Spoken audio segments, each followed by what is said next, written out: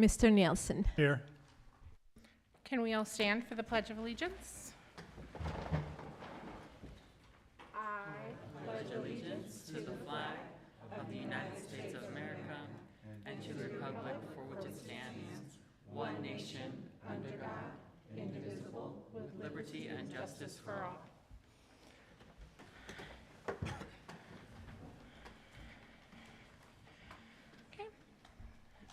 We're going to take a moment of silence, and if you haven't silenced your cell phone, this is the best time.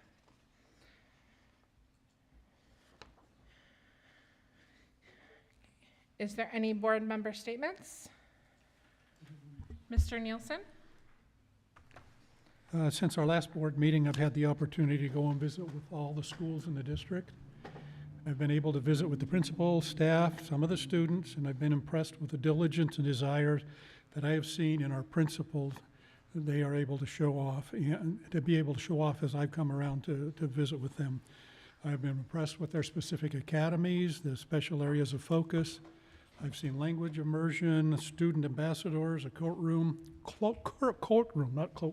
courtroom, science labs, small-sized Amazon distribution facilities, and gratitude for supplies provided to the preschool and much more. I'd like to express my heartfelt thanks to the time and effort to the principals, staff, devote their time and effort to seeing that our kids are and will be able to meet their future. Thank you. Thank you. I've had the opportunity to attend actually a really fun event at Lakin. It was the Apex dance following a fundraiser. It was so much fun to see the kids just out there just exercising and showing their moves and just being motivated to get moving. I think that's amazing. Likewise, I was able to attend one of the superintendent community forums. I think it was very informative. It gave a light on some things, and I'm very, very optimistic that that momentum will continue. I was able to attend Fine Art Academy's monthly celebration of all their students and their attendance, and it's always great to see the whole school celebrating students with Kids at Hope and perfect attendance, and so that was great. And I also attended one of the superintendent's forums and found it a great way to hear from the community. Moving on to item number 6, reading of proclamations and superintendent's report.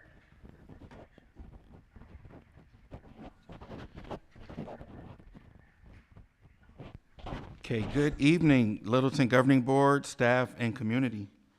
I hope all of our staff, students, and anyone engaged with the school district had a restful fall break and are ready to move into the second quarter with a renewed focus on achieving their goals and dreams. With that in mind, it is amazing that we have already gone through a quarter of the school year. Schools have held their curriculum nights, our athletes have completed their season of sports, and the first theater performance took place at Freeman Fine Arts Academy. These are just a few of the many opportunities available to students in our district and the beginning of what is yet to come as we continue to move through the 2025-2026 school year. This past month, I also completed the community forums throughout the district and had the opportunity to provide my presentation to local leaders at the City of Avondale's Cafecito event. Thank you to everyone that was able to attend each of these events, including our governing board we had representation at each of the events, so we appreciate your support. Your questions, input, and future collaboration are so important to us building tomorrow together. If you haven't had a chance to provide your input by taking our community survey, a message was sent out last week to all families with the survey information. You can also scan the QR code on the slide in this presentation to take the survey at any time that works best for you. So anyone in the audience, if you haven't taken the survey, feel free to scan that and take that now. As you know, appreciation and recognizing those in our community is very important to us. With that in mind, I want to take time to congratulate board members Sochnik and Barnett on receiving recognition from the Arizona School Boards Association. Mrs. Sochnik received the Master of Boardsmanship, and Mrs. Barnett received the Associate of Boardsmanship Award. Thank you both, and all of our governing board members for the time and energy put into being board members for the Littleton District. We're so proud that your work is being recognized. Looking ahead, we're excited about the many events that will be taking place in October at our schools. This Saturday, October 18th, and next Saturday, October 25th, our schools will be hosting Love Our School Day events in which they will be collaborating with students, families, and community partners to work on school gardens, paint murals, create sidewalk art, and other projects. We invite you to reach out to your Littleton District Academy to see how you can get involved. Also, this weekend, we invite everyone to the Littleton community to join us at Billy Moore Days, as our district will have a table Friday and Saturday night so we can share all of these great opportunities we have available for future students and staff members. We also have a couple of schools that will be participating in the parade earlier that day, so please look for them. At our November governing board meeting, I will be excited to share some of the successes of these events, along with many others, as we continue to show why Littleton Elementary School District leads the way in building tomorrow together. And can you give me those two? And I'd just like to present these to. Yep. So this is Board Member Barnett.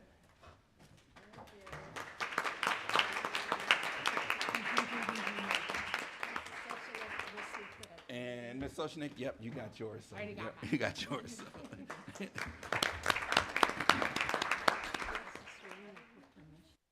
Yeah, I didn't see it. Yep. Yeah, I didn't see it in there. Was it attached? Was it attached? Okay. So back. Okay. All right, I'm going to have Mr. Nielsen read our proclamation for Principal Month. Proclamation of October as National Principals Awareness Month. Whereas the Littleton School District Governing Board, in coordination with the U.S. Congress, has declared the month of October as National Principals Month, and whereas principals are expected to be educational visionaries, instructional leaders, assessment experts, disciplinarians, community builders, budget analysts, facility managers, and special programs administrators. And whereas principals are entrusted with the education and development of young people, and whereas principals set the academic tone for their schools and work collaboratively with staff to develop and maintain high curriculum standards, develop mission statement, and set performance goals and objectives for schools to achieve educational excellence. And whereas the courageous vision, dedication, and determination of principals provide the mobilizing force behind any school reform effort. Whereas to honor and recognize the contributions of all school principals, their assistance to the success of students in the Littleton Elementary School District. And now, therefore, be it resolved in honor of the service of all school principals and to recognize the importance of their school leadership so that every child has access to a high-quality education, and to celebrate school leadership accomplishments, the month of October is hereby designated in the Littleton School District as National Principals Awareness Month. Thank you. Now, Ms. Stallard, if you want to read the Bullying Month proclamation. I would love to, but I passed it on to our ASBA associate, Ms. Barnett. Thank you so much. Whereas bullying is physical, verbal, sexual, or emotional harm or intimidation intentionally directed at a person or group of people, and whereas bullying occurs in neighborhoods, playgrounds, schools, and through technology, and whereas various researchers have concluded that bullying is the most common form of violence, affecting millions of American children and adolescents annually, and whereas children who bully are at a greater risk of engaging in more serious violent behaviors, whereas children who witness bullying often feel less secure, more fearful, and intimidated. Now, therefore, the Governing Board of the Littleton Elementary School District does hereby proclaim October as National Bullying Prevention Month, and be it further resolved That Littleton schools, students, parents, and community organizations be encouraged to engage in a variety of awareness and prevention activities designed to make our community safer for all children and adolescents, and that Littleton stands firmly against bullying, including cyberbullying and all forms of harmful behavior. Thank you, Ms. Barnett. Moving on to item number 7, district highlights. Madam President, for district highlights, what we want to do is try something a little bit different moving forward, is to recognize a student and a staff member monthly. Our Kid at Hope student we want to recognize, and our treasure hunter of the month is our staff member. Also, another piece that we're going to include in here is, because attendance is important, we want to begin to recognize our quarterly school attendance awardee. And so we're going to start off first with our video for our Kid at Hope and our treasure hunter, and then we'll go to the next piece.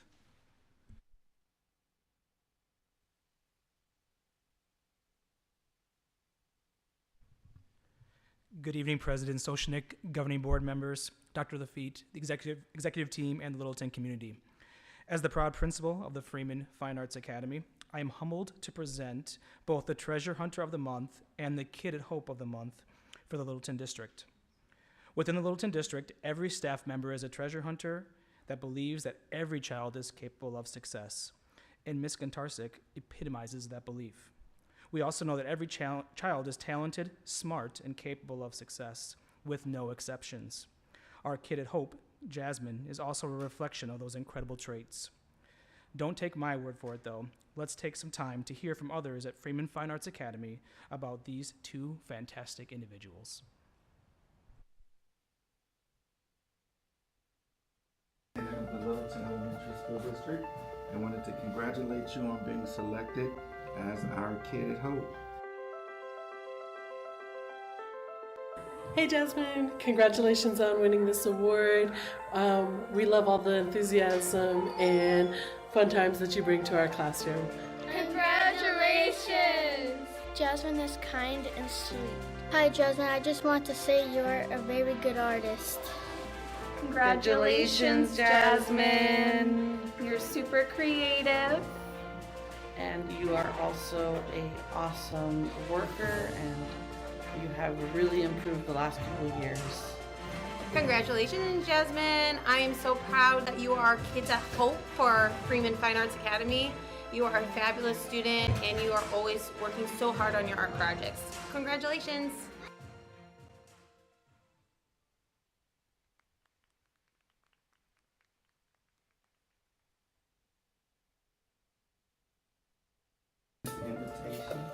As you are being recognized as our treasure hunter for the district. Wow. Ms. Gontarczyk, congratulations on being recognized as our district's treasure hunter for this month. Your commitment to our school and to our students, and the way you cultivate a love of learning within your classroom, does not go unnoticed. Congratulations, Miss G. Congratulations. Thank you so much for being such an amazing role model for the students. Congratulations, Ms. Gontarczyk. You are definitely worthy of being the Treasure Hunter of the Month because you are always working hard and caring about your students and doing everything you can for them. Miss G is so nice and I wish you would be my teacher forever. Hi, Ms. G. Congratulations. Thank you for always helping me out in the classroom and at the art show. I appreciate you. Congratulations. Miss G is the person though, when I fall, she will pick me right up.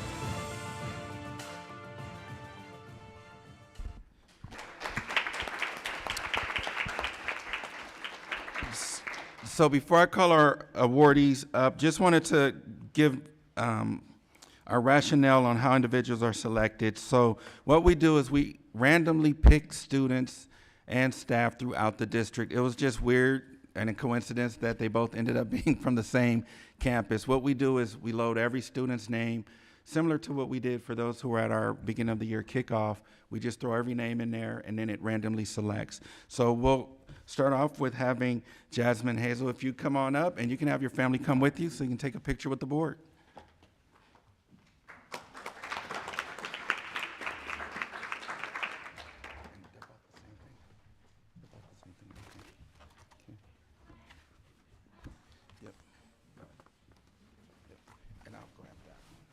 go right over here.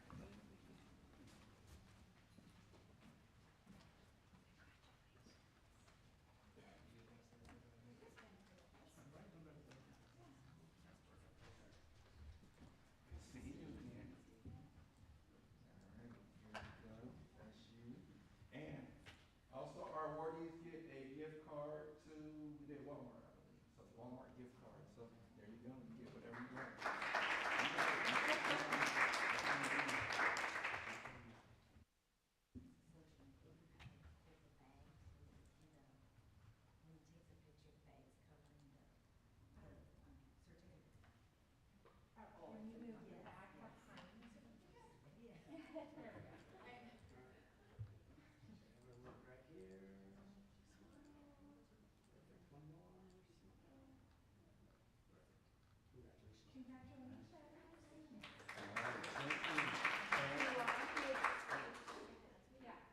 Yeah, we'll just slide over a little bit. You get one with that, and then we'll have teacher come up.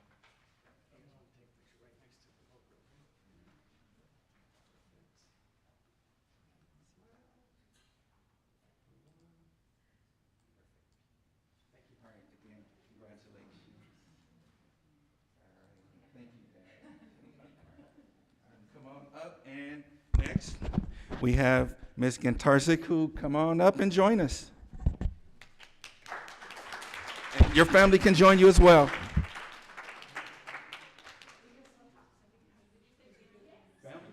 as well, family as well. Oh, I'm forgetting something, my fault. Here's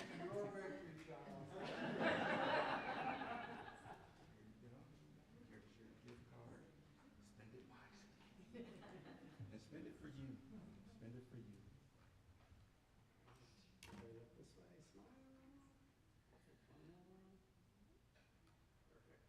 Family, you don't want a photo? You don't? No? Okay. It's up to you. Come on up. And then board, hang out for a second, because then we're going to do our attendance awards.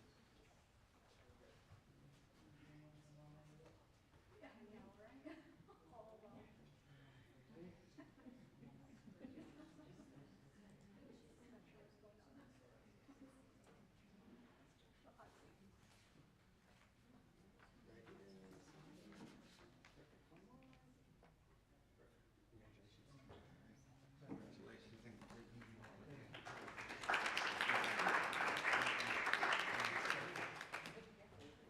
And another piece we wanted to add, and I know I'm facing, yeah.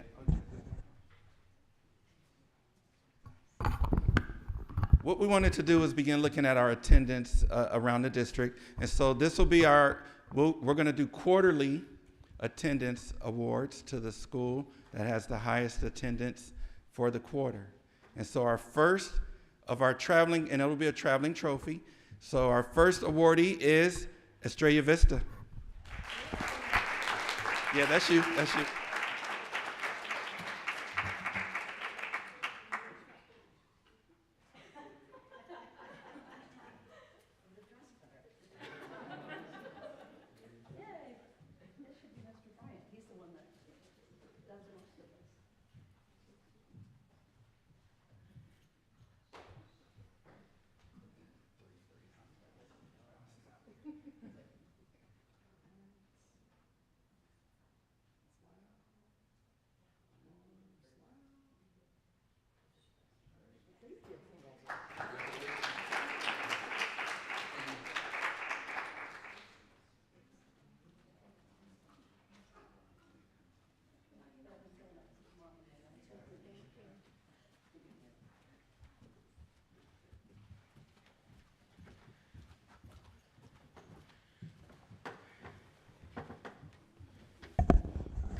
And that is it for our monthly awards. Thank you.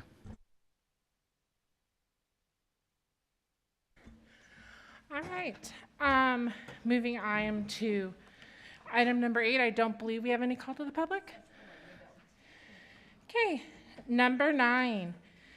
Is there a motion to approve the consent agenda? I motion we approve the consent agenda. Ms. Stallard, is there a second? I'll second that. Mr. Nielsen? All in favor say aye. Aye. Aye. Any opposed? Consent agenda passes. All right, item number 10, information drug dog program.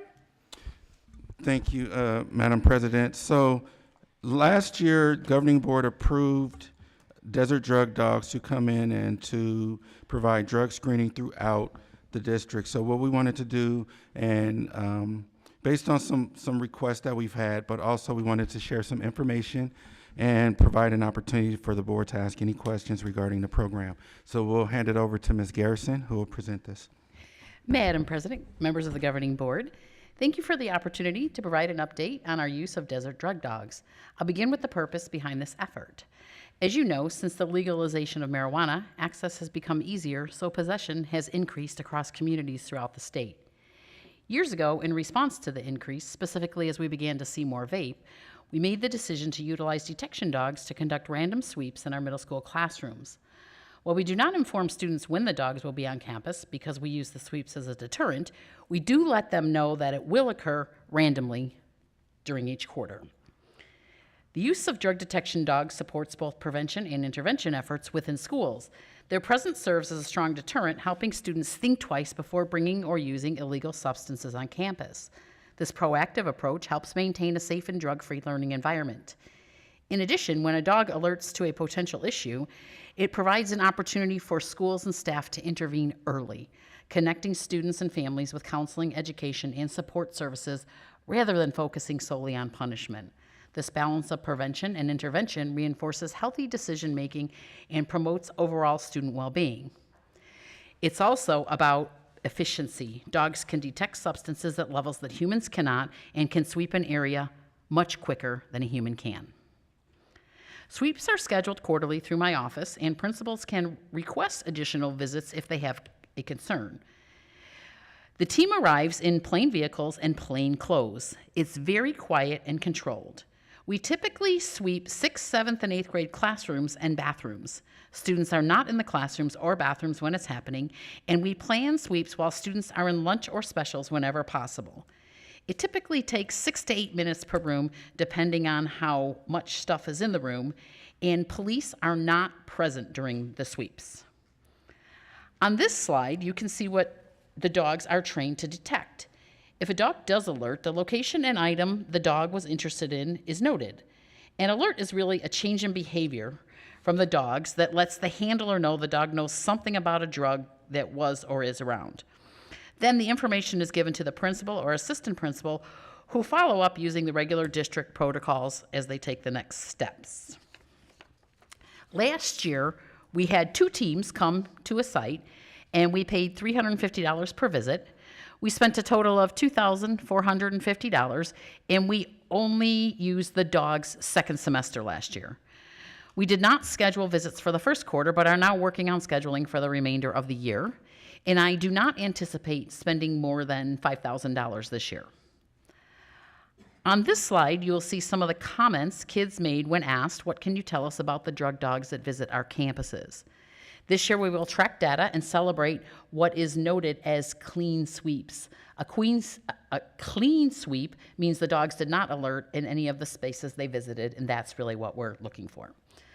Site leaders, including the social workers, support the process, and student responses to this practice is predominantly positive. If you have any comments or questions at this time, I will do my best. Member Brown. So thank you so much for gathering this information. I know that we have been asking for it, and I think the community wanted to know. So here's my question. I noticed that in here it says that, when at all possible, the sweeps are done during times the children are not even in the building, during lunchtime or during times and while that's wonderful, isn't that kind of counterproductive and defeats the process or even the purpose of it? Because when I went to school and there were certain concerns as it related to drugs, when people were smoking, they smoked during that time. So if I'm gonna leave the classroom, I'm gonna go to lunch, I'm gonna smoke weed outside. I'm not gonna leave my drugs in the classroom. You see what I'm saying? So I guess while I think it's good that it's not impairing our children or impeding upon their education, the concern is then what's even the point? Because if the sweeps are being done when they're not even there, then the sweeps would be done when the drugs are not there.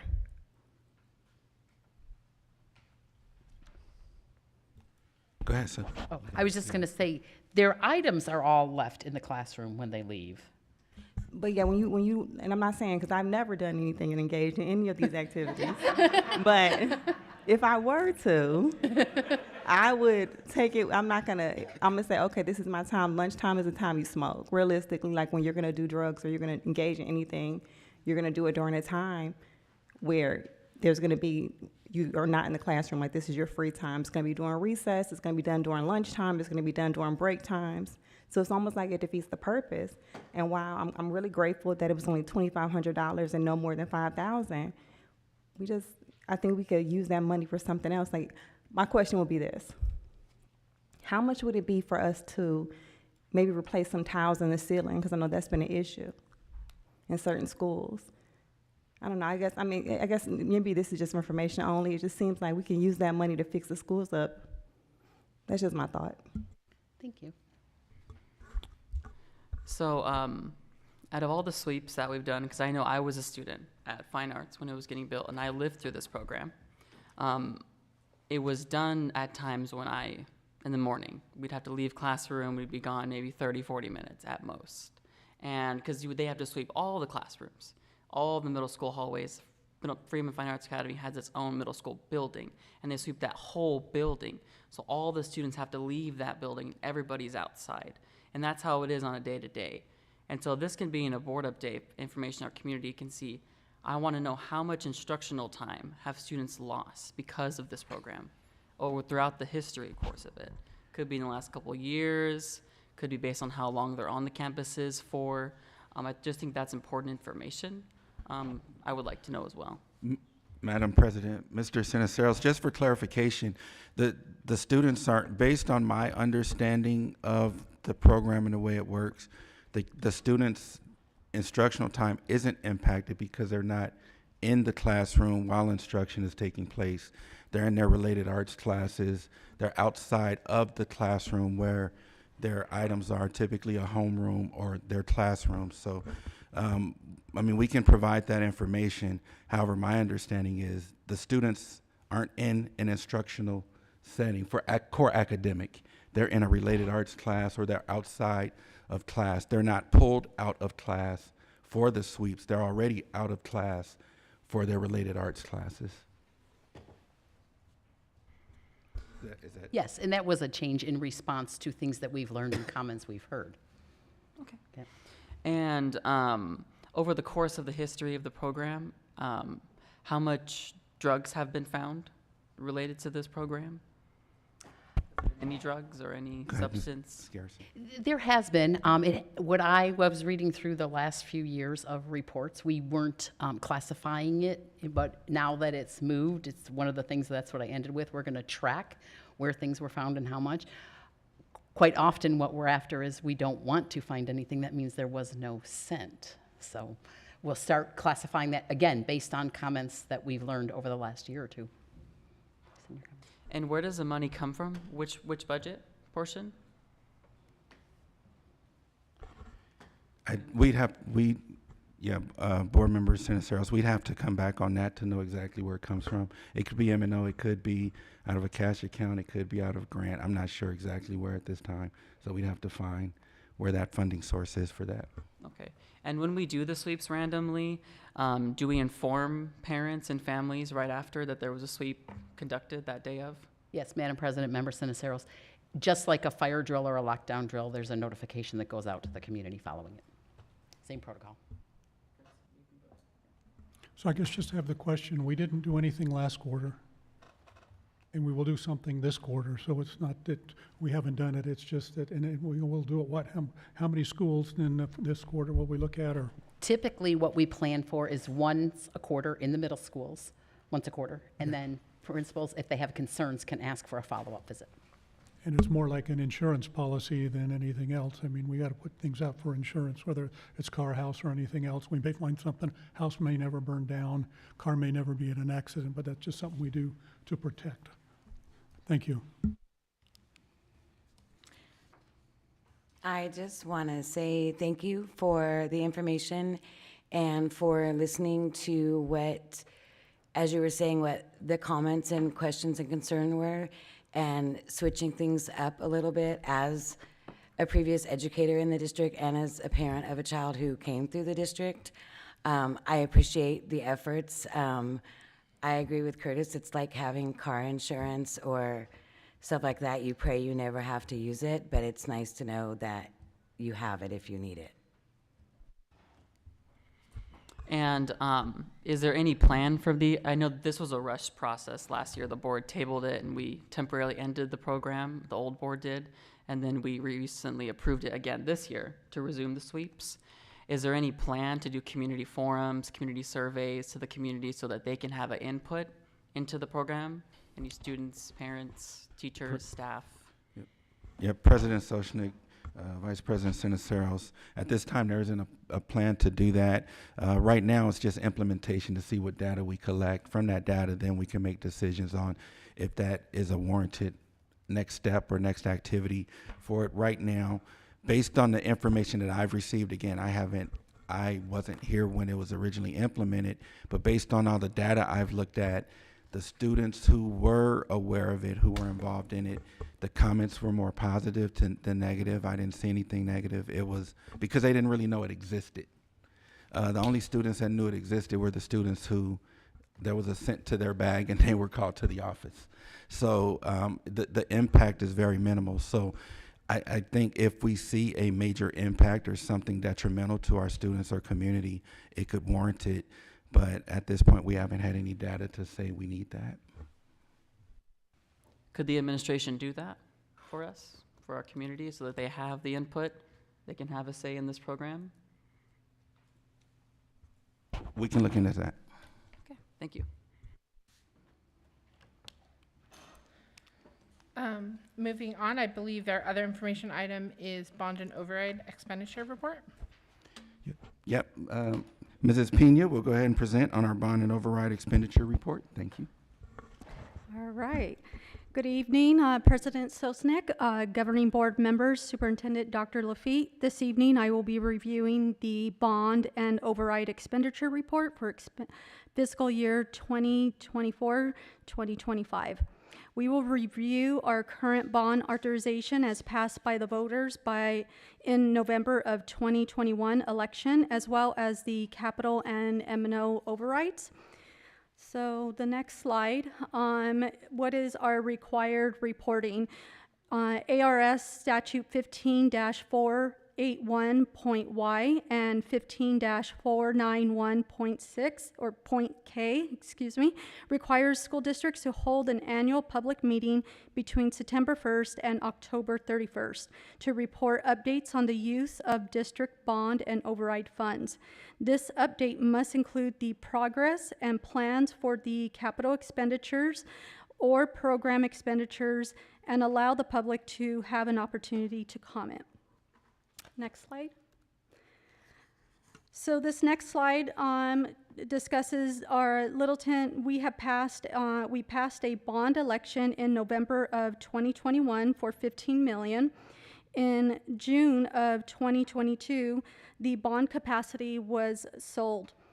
The majority of the funds were used to finish the new school at the time, Littleton Prep. Next slide. This slide goes into the detail of how the bond was spent. So we have broken down the detail of the approximately $14.4 million of the 2021 bond. Expenditures include construction of Littleton Prep, furnishing the school, as well as expenditures associated with the planning stages of renovating the maintenance buildings, such as permits and architectural fees. This leaves a balance of a little over $518,000.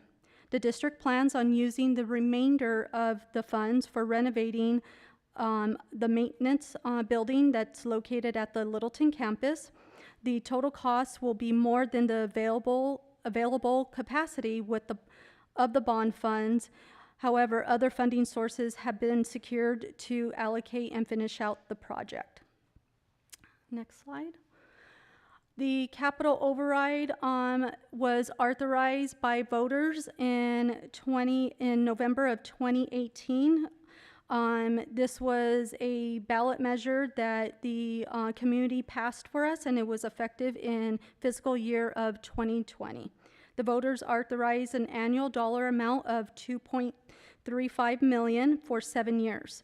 Fiscal year 2025-26 is the last year of the 7 years for this capital override. Next slide. This is a detailed information on the capital override. This slide shows us the total budget by department, as well as the expenditures through FY25 and the remaining budget for the remaining year of the override. Some of these expenditures include technology, a refresh of Chromebooks for students. They include library books, digital media that was purchased, adopted textbooks, instructional aids, instructional software, and materials needed. Other areas include flooring projects, interior and exterior painting of campuses, replacing maintenance and custodial equipment. In addition to these expenditures, we also replacement of playground equipment and furniture, student furniture as well. For the transportation area, there was purchases of buses for outdated fleet and a refresh of some of the white fleet that was also needed. Next slide. So this slide gives you a sneak peek into some of the capital expenditures the district has planned in fiscal year 26. We plan on taking care of student furniture, also continuing our replacement of fleet, our transportation fleet with buses and our white fleet, K-8 math curriculum extension, maintenance building at Littleton Elementary, the bathroom remodel at Littleton Elementary for the preschool program, and Collier renovations as well. The M&O, this is the M&O override. In November of 2019, voters approved the M&O override for our district. These are the 5 areas the district identified at the time on how the M&O override was going to be spent. The override authorized us for about $7.3 million and was spent according to these categories. The full day kindergarten amount is the district amount that we spent that is we are covering the second half of full day kindergarten since the state is only funding us at a half day program. The lower class size category includes short and long-term substitute teachers. The teacher and staff salary levels are the amount the district spends for the override to remain competitive in the market for staff salaries as well. Special programs include programs such as art, PE, music, signature programs that teachers are supporting. And lastly, we also have after-school programs including extracurricular activities and sports. This concludes my presentation. Thank you for allowing me to present tonight. And with that, I'm happy to take any questions or comments. Thank you so much for all the information. I had a quick question on the upcoming capital projects. You said the K-8 math curriculum extension. Did we not just adopt a new math curriculum? I believe we have. I'm going to defer to Dr. Lafitte, and I can talk about the expenditure of it. Right. So, yeah, as a district, there was an adoption that was purchased. So when we talk about the overrides, it's over a period of time that those dollars were used. And so for this particular adoption, money essentially is banked per se. So you save up enough money so that you can make this major purchase. And so that's how that comes out. Does that make sense? Yes, All right. thank you.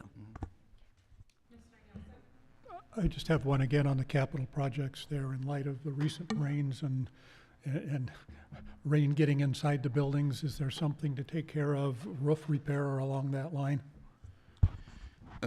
Thank you, Board Member Nelson. So when we look at the overrides, part of our challenge with these dollars is we're looking at dollars that have either already been expended or they're at the tail end, and so the available dollars left are already in process. So example, the 500,000 is remaining on a project that's kind of in action right now for the maintenance building. And so for us, it's to look at other dollars and where we can find other monies that are available to help support some of these other needs. And so those are things that Mrs. Pena and I have been talking through. Actually, as late as 4 o'clock today, we were talking through what can we do to help support these projects. Thank you very much. Appreciate that. What is, I tried doing some research on my own, for our bond capacity as a school district. I believe it's, if I'm correct in what I researched, 74 million, I think is our constitutional limit for Class B bond authorizations. No, it's actually a formula that's based off of our property assessed values. So we work with an outside firm to provide us preliminary numbers of potentially what that capacity can look like. So there's a lot of different factors that go into that. And so the last time that we received information, we were about 60 million of the potential capacity that we can go out to voters for. That's not saying that we would go out for that amount, but we can go any amount up to. Okay, so 60 million is our cap to go out for a bond. Approximately. Okay. Does the administration have future plans to go out for a bond? Yes. Right now. Yes, Board Member Seniceros, yes, that's part of, as we're looking through this, part of the conversation that we had as an executive team also with Mrs. Pena and myself really going through the dollars is, for us, part of our biggest challenge is looking at all of the capital needs of the district. And so part of the work that I told the board that I would do is try my best to assess everything that I could, because we've been seeing challenges throughout. Some of those challenges are physical plant challenges. Some of those are curricular challenges. Some are technology. So a variety of things that we're working to support. So we know that in the future, that is something we're going to have to bring to the board, that we're going to bring to the board an authorization for us to go to bond. However, our biggest piece is, what are all of the needs? How can we develop a comprehensive plan so that we know that we can budget out every dollar efficiently and effectively for the needs of the organization? And what does that look like over the next, even though bonds are a limited time, part of my desire is to look at what do the next 10 years look like. So what do those bonding cycles look like? What do the needs look like? And how do we get those items to support our students, staff in the district? For me, we have to look at everything as, and I always say kind of like a business here, our buildings are our assets, and we can't let those deteriorate. And that's our one asset that's supposed to continuously develop or gain some level of value. But if we're allowing them to not be kept up, then we're failing. And so our job is to look into that, come up with a plan, and bring that back to the board for your recommendations, guidance, and approval. Thank you. And I think in that, because I can speak for myself, I do think we should go out for a bond next year. I definitely think we should. And then I think in that planning, could you guys in that meantime do like an evaluation, like you just mentioned, of each site, whether it's have somebody come in and inspect the buildings, each top to bottom, to know what is the future things in our sites that are going to break, that are going to need to be replaced, just so the board can be aware and our community also can know what is the future planning of capital projects that we can do. And then related to the capital override, it says 1 year remaining, and that's DAA, the District Additional Assistance portion of the budget. Is that mean that we have to go out next year again for a next 7 year? We are very fortunate. We do not. That was authorized last year. The voters approved for the continuation of district additional for the override portion of that. And so we will have an additional 7 years after this year. After this year, okay. For 3.5 million each fiscal year? Correct. Over those 7 years, okay. And then within that capital projects, you're gonna be using that within the money within 3.57 each school year to tackle those projects, assuming? So, what our first step is to evaluate our needs. After we evaluate our needs, we'll know cost to be able to do a combination of what can we fund with the funding sources that we have. And so that's the conversation that we are just beginning at this time. Okay, and I would definitely like to see Littleton get some love, our original campus. I was driving by there one day. It was a weekend. Didn't know what to do, but just randomly saw somebody on the swing set, just randomly. And I've heard rumors that there's broken fences, people can crawl under and just get into the campus. I've heard a lot of stories from teachers at that campus. So I think at all of our campuses, obviously they all individually need some love, but I think that campus really needs a top priority for renovations. I get Collier needs a little bit of love, but I think we should really prioritize that campus for renovations. That's just my personal opinion on that end. Thank you, I appreciate that.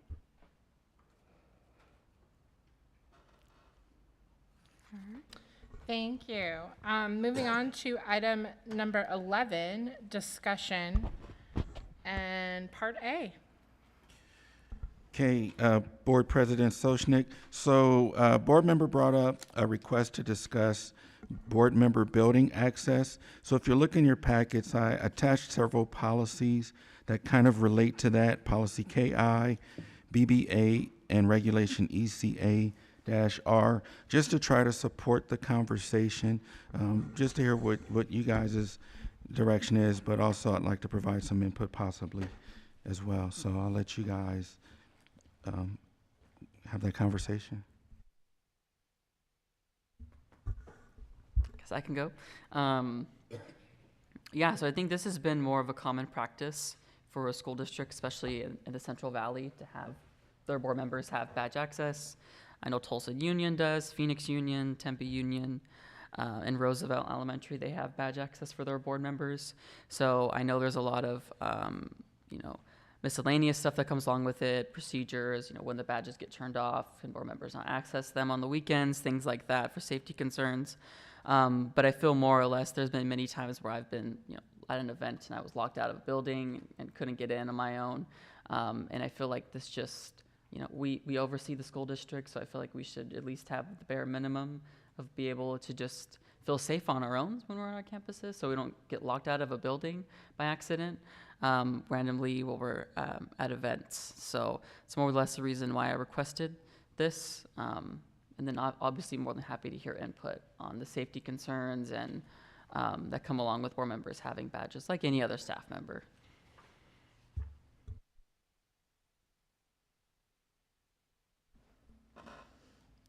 I can go. I understand being locked out of a building if I'm outside on a playground. This just I don't feel comfortable having access. I don't feel that it is, speaking as a teacher, I don't want any of our staff feeling like as a board member, I'm just gonna show up on their campus.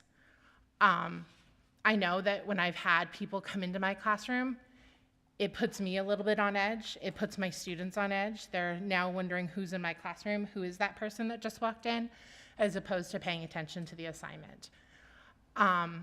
When I do visit campus, when guests do come into my classroom, I like knowing ahead of time so that I can prepare my students and say, hey, there's these 3 people coming in. We're just going to ignore them. They're paying attention to me. They're not paying attention to you. I think that is better. I don't like to surprise anyone, and I don't like to feel like I am disrupting the operations of our schools by me, a board member, or any board member just showing up. I'm sorry. So I see what you're saying. My thought is it relates to that is I didn't see the board members having access as being an open invitation to pop up. I would think that there would still be some decorum exercise that, oh, you know what, I don't have a session right now. Let me pop up at Fine Arts and just kick a door in and say, here, I don't think anybody on this board would do something like that. That's really weird, But I see what Marcus was saying in reference to, I too have been locked out.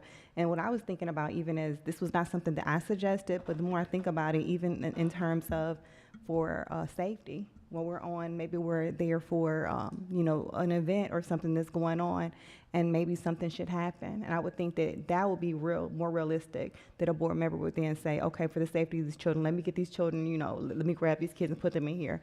I don't foresee the access being used and abused in that way, where I'm going to come into someone's classroom, or I'm going to pop up on the principal, and she's going to come out the bathroom, and I'm going to be sitting at her desk like, surprise. No, I mean, I don't think that's what it's for. Yeah, and I think I definitely, I know when I first brought this up, when I joined the board, that was the biggest concern from our administration, was board members being able to show up. And I think most districts, board members did their own courtesy and created that within their own policy under board powers and responsibilities, laying out that obviously board members still need to follow the procedure. If they want to show up to campus, they need to aware the superintendent, set up an appointment with the local leader, principal at the site, to ensure that they can't just randomly show up. I understand that's a big concern, but I know we were elected by the public to have trust and held some responsibility. We were elected to office. So I think that we'd be more than able to create our own procedure policy when we want to visit campuses and ensure that we follow it, and have procedures in place if we don't follow it. Yeah, but I understand that's a concern. I don't know if I'm old school or not, okay? I've looked at this from both sides. I've been to the point where I've been responsible for security and keys to get in the building. In the olden days, when you had those metal type keys that you went in there, if one was compromised, then there was a cost to change those all over. You don't have that right now. You've got fobs and other things like that. But it's just the liability of whatever. I mean, even, excuse me for saying, even with the city, if there's something that I see with the city, I have a key to get into my office, but I won't go in there because the fob is set up so there's certain times I can't get in there at all. And I'm like you, Amy. I went down to a career thing at Tres Rios or Country Place down there, and was in with the kindergarten kids, and went from the first room to the second room, and already by the second room, the teacher that was there said, "Mr. Littleton, I know who you are, but these kids are kind of afraid of you because they've never seen you before. Would you please introduce yourself?" So I introduced myself, and some little kid by the name of James came up and says, "I'm grateful you're here now. I know who you are." He held my hand the rest of the day that I was down there with him. I will not go into a school unannounced. I've just been to all the schools around here, and I appreciate the opportunity to be announced, sit down and visit with the people and whatever else. And if we see something that needs to be done, there's a telephone we can call and talk to you or to the superintendent and say, hey, there's something not going on with that. I've done that with EV as I've gone by there, if painting needs to be done or something else.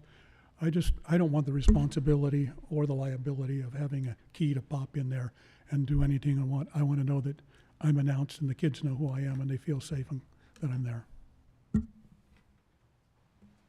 I don't want to be the only one that doesn't have something to say.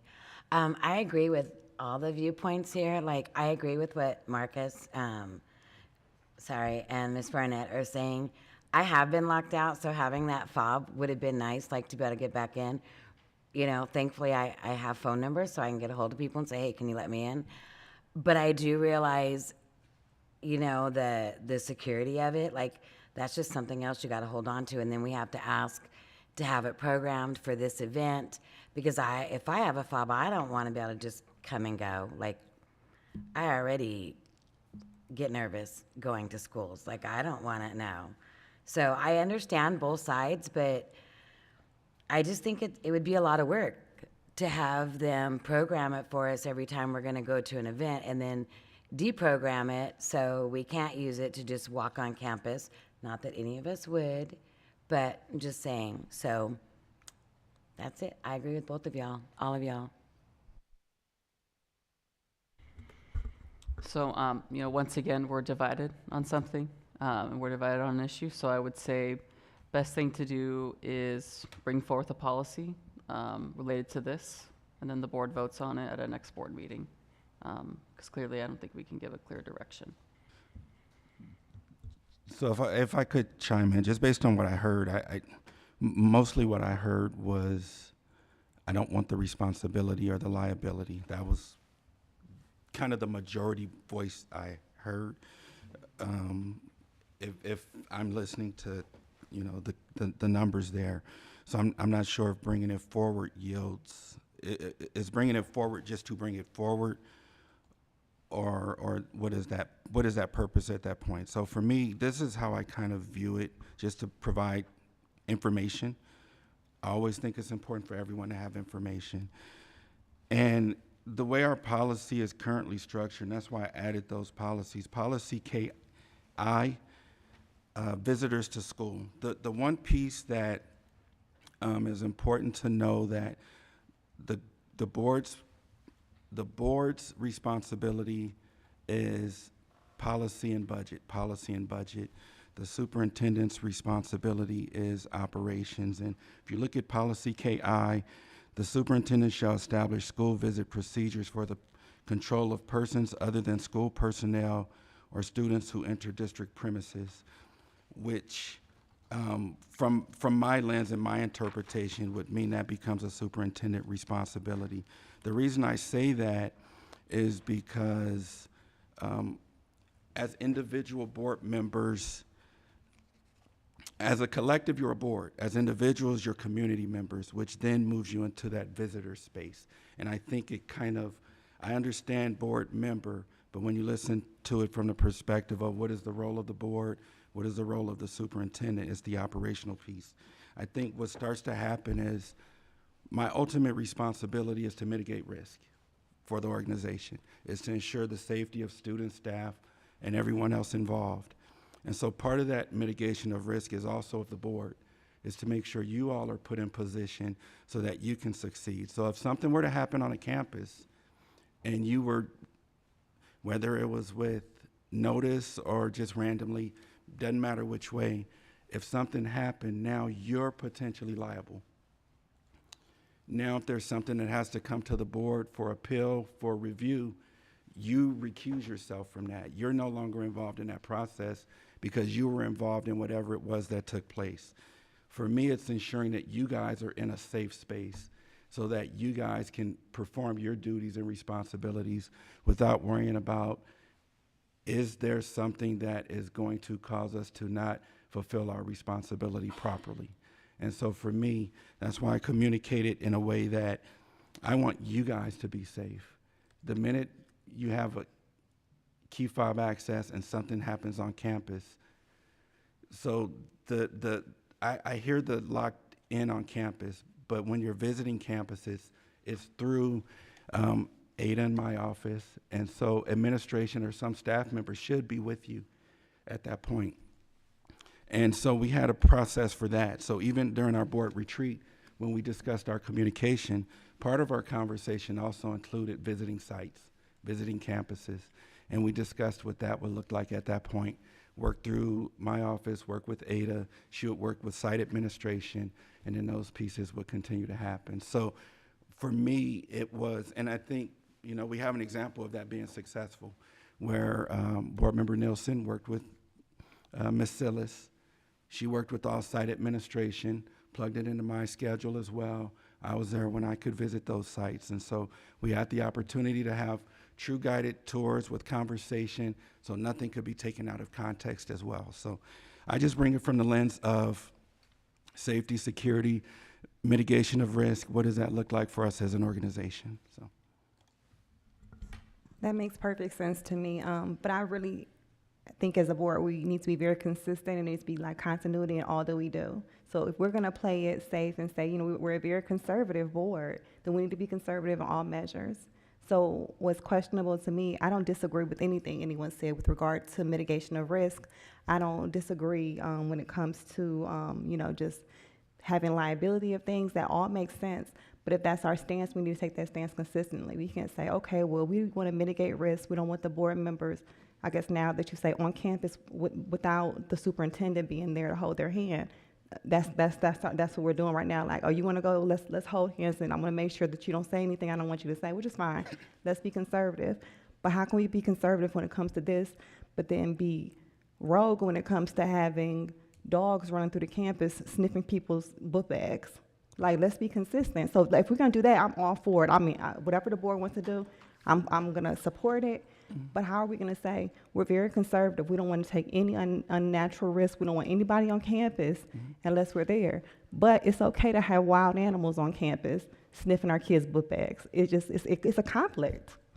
That's a fair statement, Board Member Barnett. I think it goes through the same process, though. It still goes through the office, has to be coordinated through Sue Garrison. Using that as the example, it's still coordinated. Site administration is with them as they walk through the classes. Students aren't in the classes. And so the processes are similar. For me, I'm about consistency. And I would think everyone who's engaged with me knows that. So it's about what is our system, what is our standard, what is our structure, what does that look like, how do we move forward so that if something does happen and there's a potential for liability, we can rely on this was the system we used, this is how we moved forward with our system, this is what we did to ensure the safety of everyone involved. And we do that for everyone. So any systems and structures, we do that. And so it's not picking and choosing. So even with this, it's working through ADA, scheduling with site administration supports through the campus, same processes and structures. We try to be as consistent as possible. What I communicate to site administration is if we want to be a successful system, there has to be consistency. It doesn't matter which McDonald's I go to, I know what the French fries are going to taste like. Consistency. We have to have systems, we have to have structures, and so we put those in place so that we can be consistent and provide the support for everyone within our system.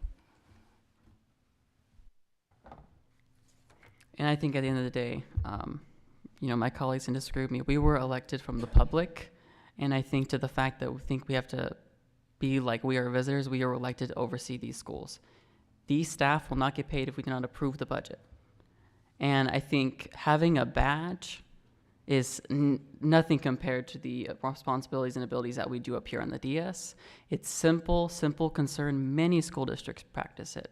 And I think that if we want to move into the 21st century and actually be future focused, board members should have that ability to make sure that they feel safe, they feel welcomed, and they feel respected when they visit their campuses, because you never know when you are going to randomly be on a campus and be locked out without somebody there with you, because there are so many events going on. And I think the same thing can be mentioned. We hire all of these people who are outside of our community to be administrators and to be teachers, yet we trust them to have a badge and to come onto their campuses and educate our kids. But we can't do that for ourselves. And I think that is something that we need to recognize, that if we're willing to take on this, say, you know what, our superintendent gets a badge. No one is saying we are going to randomly show up. No one's saying that there's going to be legal liability, whether we're there or not on a certain event. That is bound to happen, whether that event happens. At the end of the day, it is that we were elected by the public to oversee the school district, and we should have the same dignity and respect as administrators do with badge access. So that's my final word on it. I think it should be brought back as a board action item and let the board make the decision there at the next board meeting, because it's, at the end of the day, it's the board's decision, not the administration's.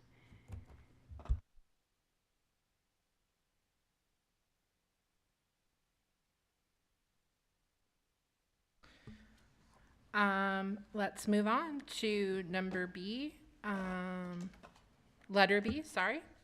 Policy DA, fiscal management goals, priority objectives.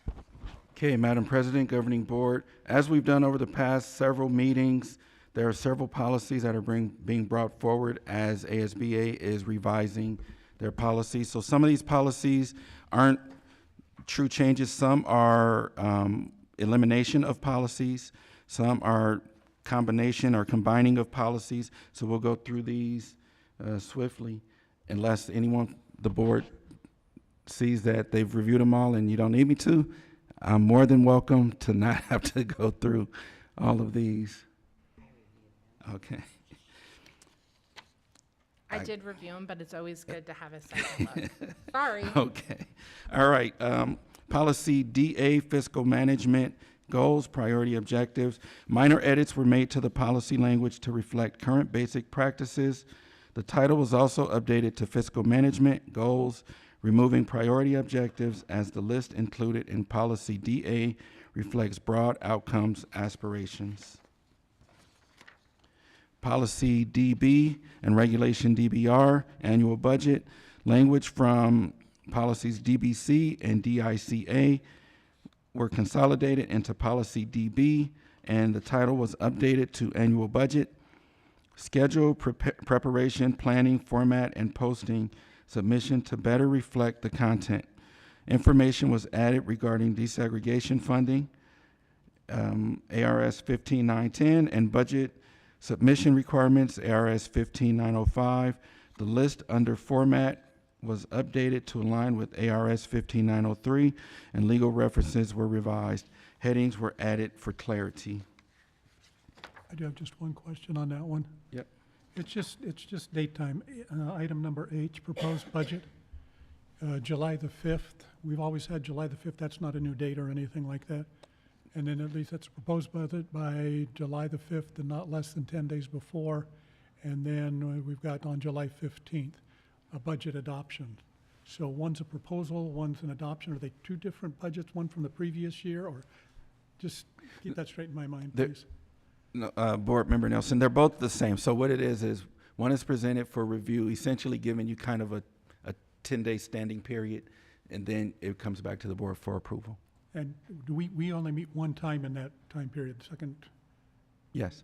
Yes. So what we'll do is look at our schedule and we'll align it so that there's a window of time there, so that we can statutorily meet those timelines that are required. Thank you. Yeah. Yep.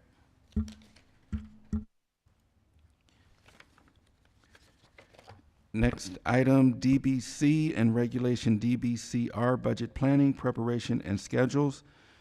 Deletion, policy DBC and regulation DBCR, content was consolidated into policy DB. As a result, policy DBC was removed from the model manual and regulation DBCR was recodified as regulation DBR. Policy DBF, budget hearings and reviews, adoption process. Policy DBF was updated with new headings for clarity, and its title was revised to budget process, adoption, and implementation to more accurately reflect its content. Additionally, language from policy DBI was incorporated into policy DBF under the implementation section.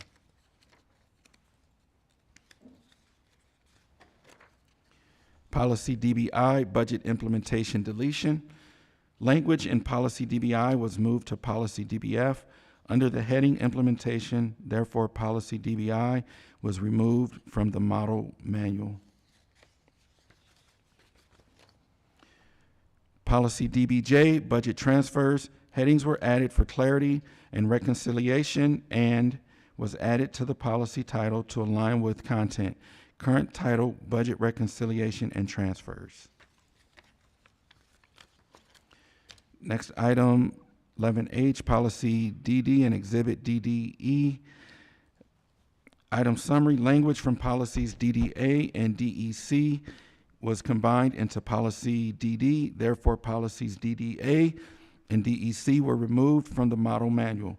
Headings were added for clarity, and the title of the policy and its accompanying exhibit was updated to budget funding sources to better align with the content. ARS 15991 was added to the legal references in connection with impact aid.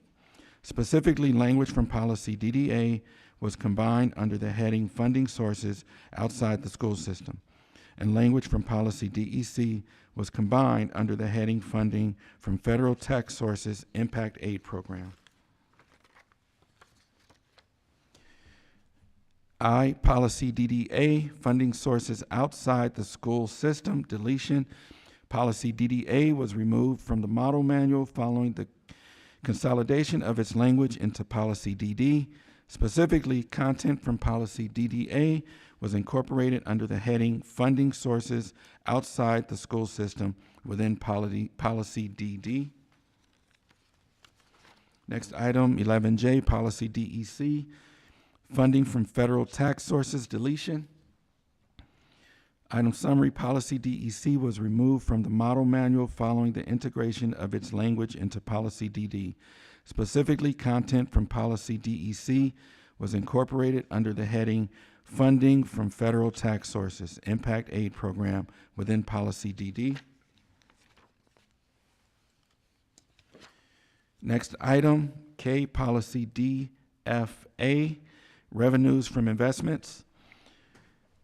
Item summary, language from policies DFB, DFD, and DFF were combined into policy DFA.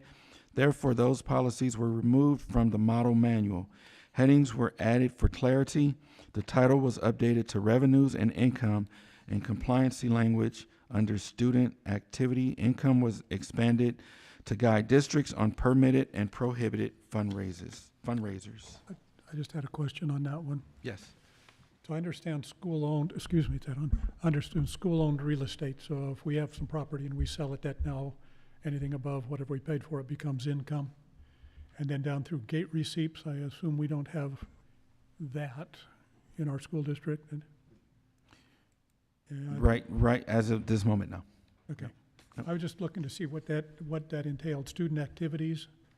There's one that So caught my attention. let me give that to Ms. Pena. Bingo games, purchasing classroom items, raffles, that's all off limits. Okay.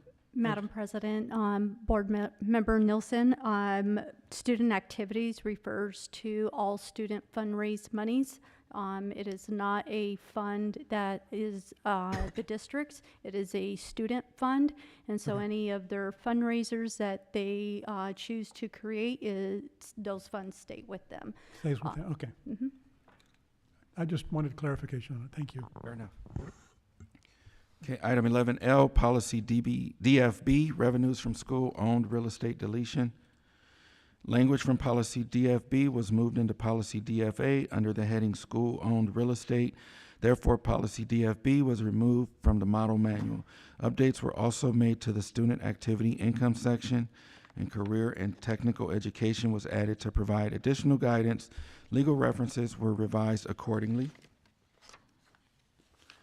Next item, policy DDA, funding sources outside the school system, deletion. Language in policy DDA was moved to policy DD under the heading funding sources outside the school system. Therefore, policy DDA was removed from the model manual. Policy DFD, gate receipts and admissions, deletion. Language from policy DFD was moved to policy DFA under the heading gate receipts and admissions. Therefore, policy DFD was removed from the model manual. Policy DFF, income from school sales and services, deletion. Language from policy DFF was moved to policy DFA under the heading school sales and services. Therefore, policy DFF was removed from the model manual. 11P, policy DG, banking services. Policies DG and DGA were combined with language from policy DGA incorporated into policy DG. Therefore, policy DGA was removed from the model manual. Headings were added for clarity, and the policy title was updated to banking services and authorized signatures to align with the content. 11Q, policy DGA, authorized signatures, deletion. Policies DG and DGA were combined with language from policy DGA incorporated into policy DG. Therefore, policy DGA was removed from the model manual. Headings were added for clarity, and the policy title was updated to banking services and authorized signatures to align with the content.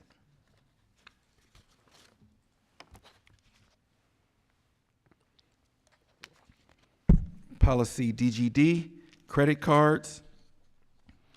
Policy DGD was slightly reorganized with the definition section moved to the top of the document.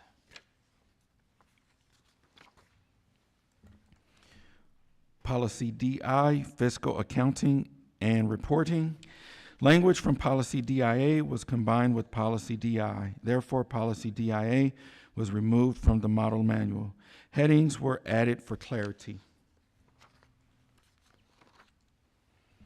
Policy DIA, accounting system, deletion. Language from policy DIA was combined with policy DI. Therefore, policy DIA was removed from the model manual. Headings were added for clarity. Policy DIB, types of funds, revolving funds. Policy DIB includes a title change only, revolving and auxiliary funds. Policy DIC, financial reports and statements. Policy DIC, financial reports and statements, was updated with added headings for clarity. Policy DICA, budget format deletion. Language in policy DICA was moved to policy DB under the heading format and the first paragraph under the heading posting and submission. Therefore, policy DICA was removed from the model manual. Policy DID and regulation DIDR, inventories. The stewardship list in policy DID was updated to align with the uniform system of financial records, with additional guidance added on equipment inventory and supplies inventory list.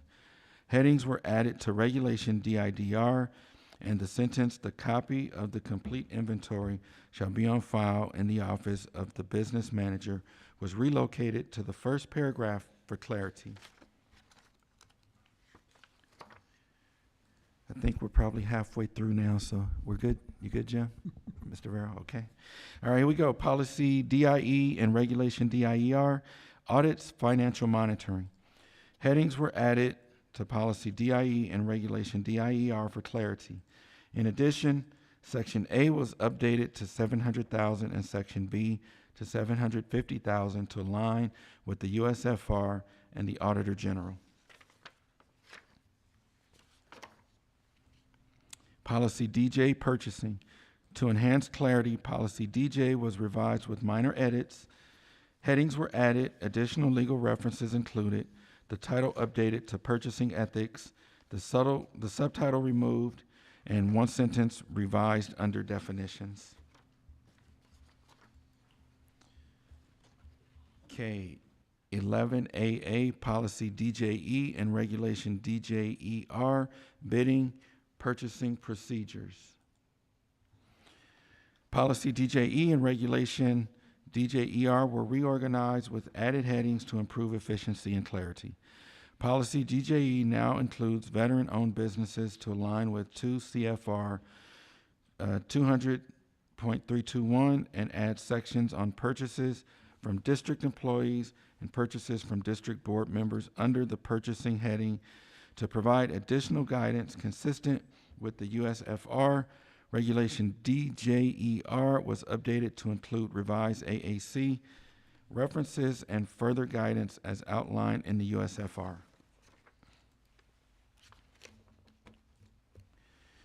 Policy DJG and regulation DJGR, vendor contractor relations. Policy DJG and regulation DJGR were updated for clarity and alignment. Language from policy DJGA was incorporated into policy DJG. Therefore, policy DJGA was removed from the model manual. The titles of the policy and regulation were updated to vendor, contractor, and sales calls requirements to better reflect their content. In regulation DJGR, a heading was added and the opening sentence was removed to improve clarity.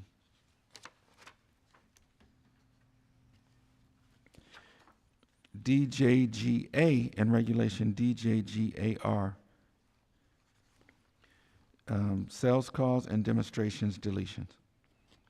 Language from policy DJGA was moved to policy DJG under the heading sales calls and demonstrations requirements. Therefore, policy DJGA was removed from the model manual. Regulation DJGA-R was removed from the model manual, and this information is addressed in policy DJG. Policy DK and Exhibit DKE, payment procedures. Policy DK was updated for clarity and alignment. Headings and title updates were made to better reflect the policy content. In addition, Exhibit DKE is updated to include payroll as an option in the resolution. Policy DKA, payroll procedures. Deletion. Policy DK was updated for clarity and alignment. Language from Policy DKA was moved to Policy DK under the heading Payment and Payroll Procedures. Therefore, Policy DKA was removed from the model manual. Headings and title updates were made to better reflect the policy content.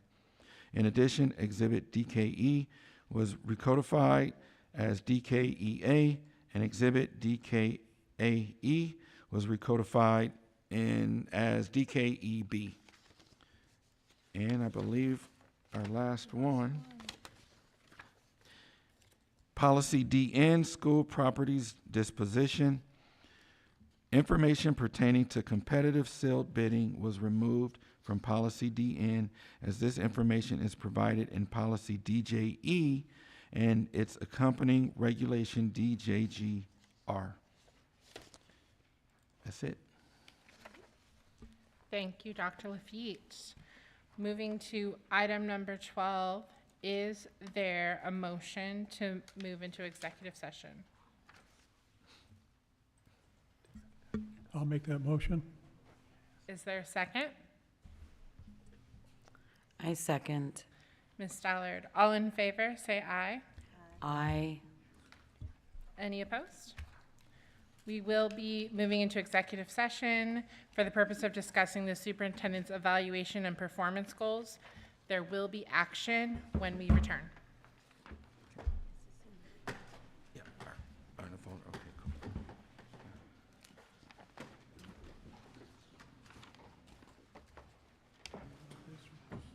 Yes, I do.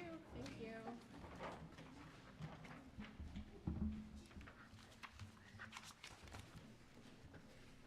Hey, beautiful. I'm gonna go to that room. You can't come with me, so you're just gonna hang out here. Okay? Do you want my phone? Okay, play your phone. I'll give you more time.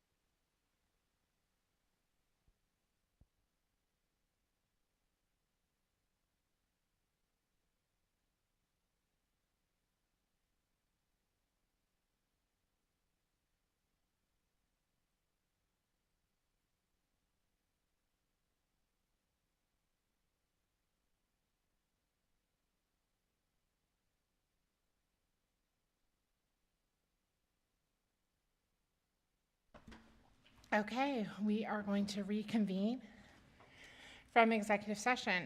Moving on to item number 13, A, superintendent's performance goals. Is there a motion?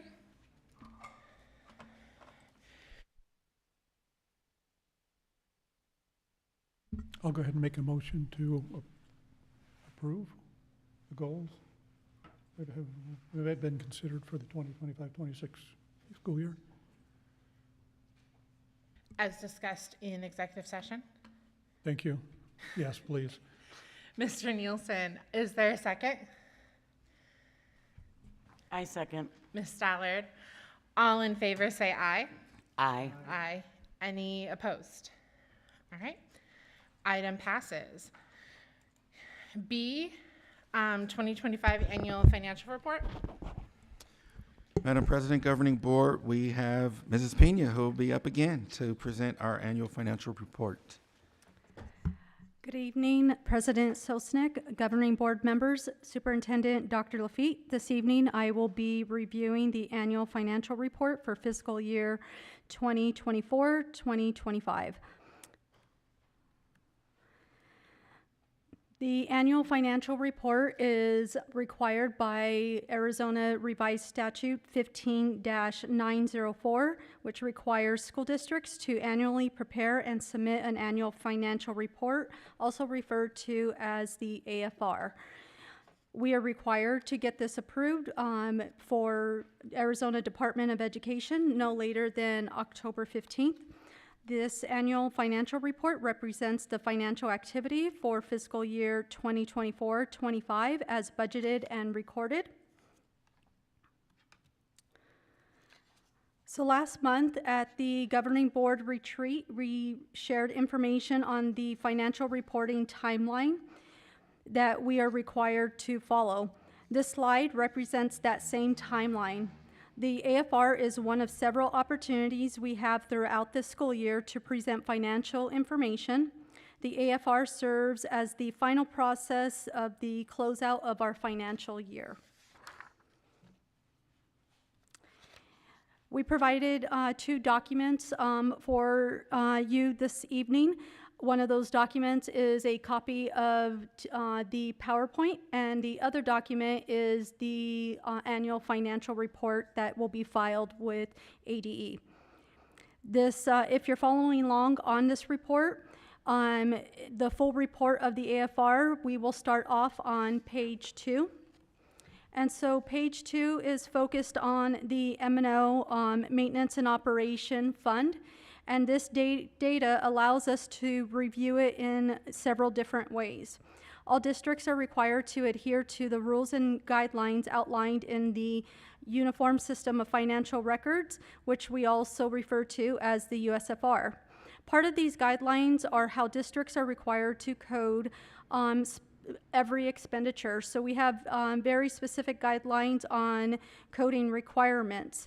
The reason why I bring this up is because it is uniform throughout the state of Arizona.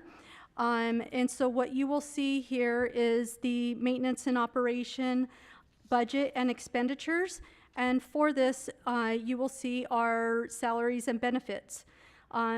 We have spent, of the 48 million spent in M&O, 40 million point 4 was spent on salaries and benefits, and 6.2 million was spent on purchase services.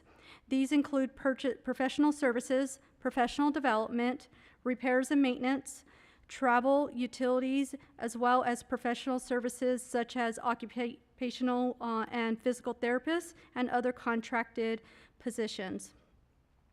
In addition to this, 1.9 million was spent on supplies and other areas. The next slide provides a visual of these same expenditures and gives you a visual of the percentage that goes into these three categories.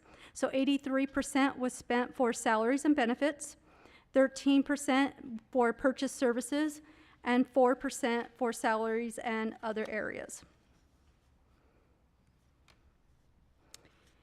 In addition, as I mentioned, that the page 2 of the AFR allows us to review this M&O data in many different ways. So this slide represents the same information, the same expenditures, however, it's analyzing it in a different view. Now we are able to look at this at the 48.5 million that was spent is now grouped by the program. So 36 million or 84% is going to regular education. 9.3 million was spent on special education, and 2.7 million or 6% was spent on transportation, and a little over 400,000 was spent on K-3 reading. Moving along to page 4 of the AFR, this is titled as unrestricted capital. However, it is referred to as district additional assistance when we're funded.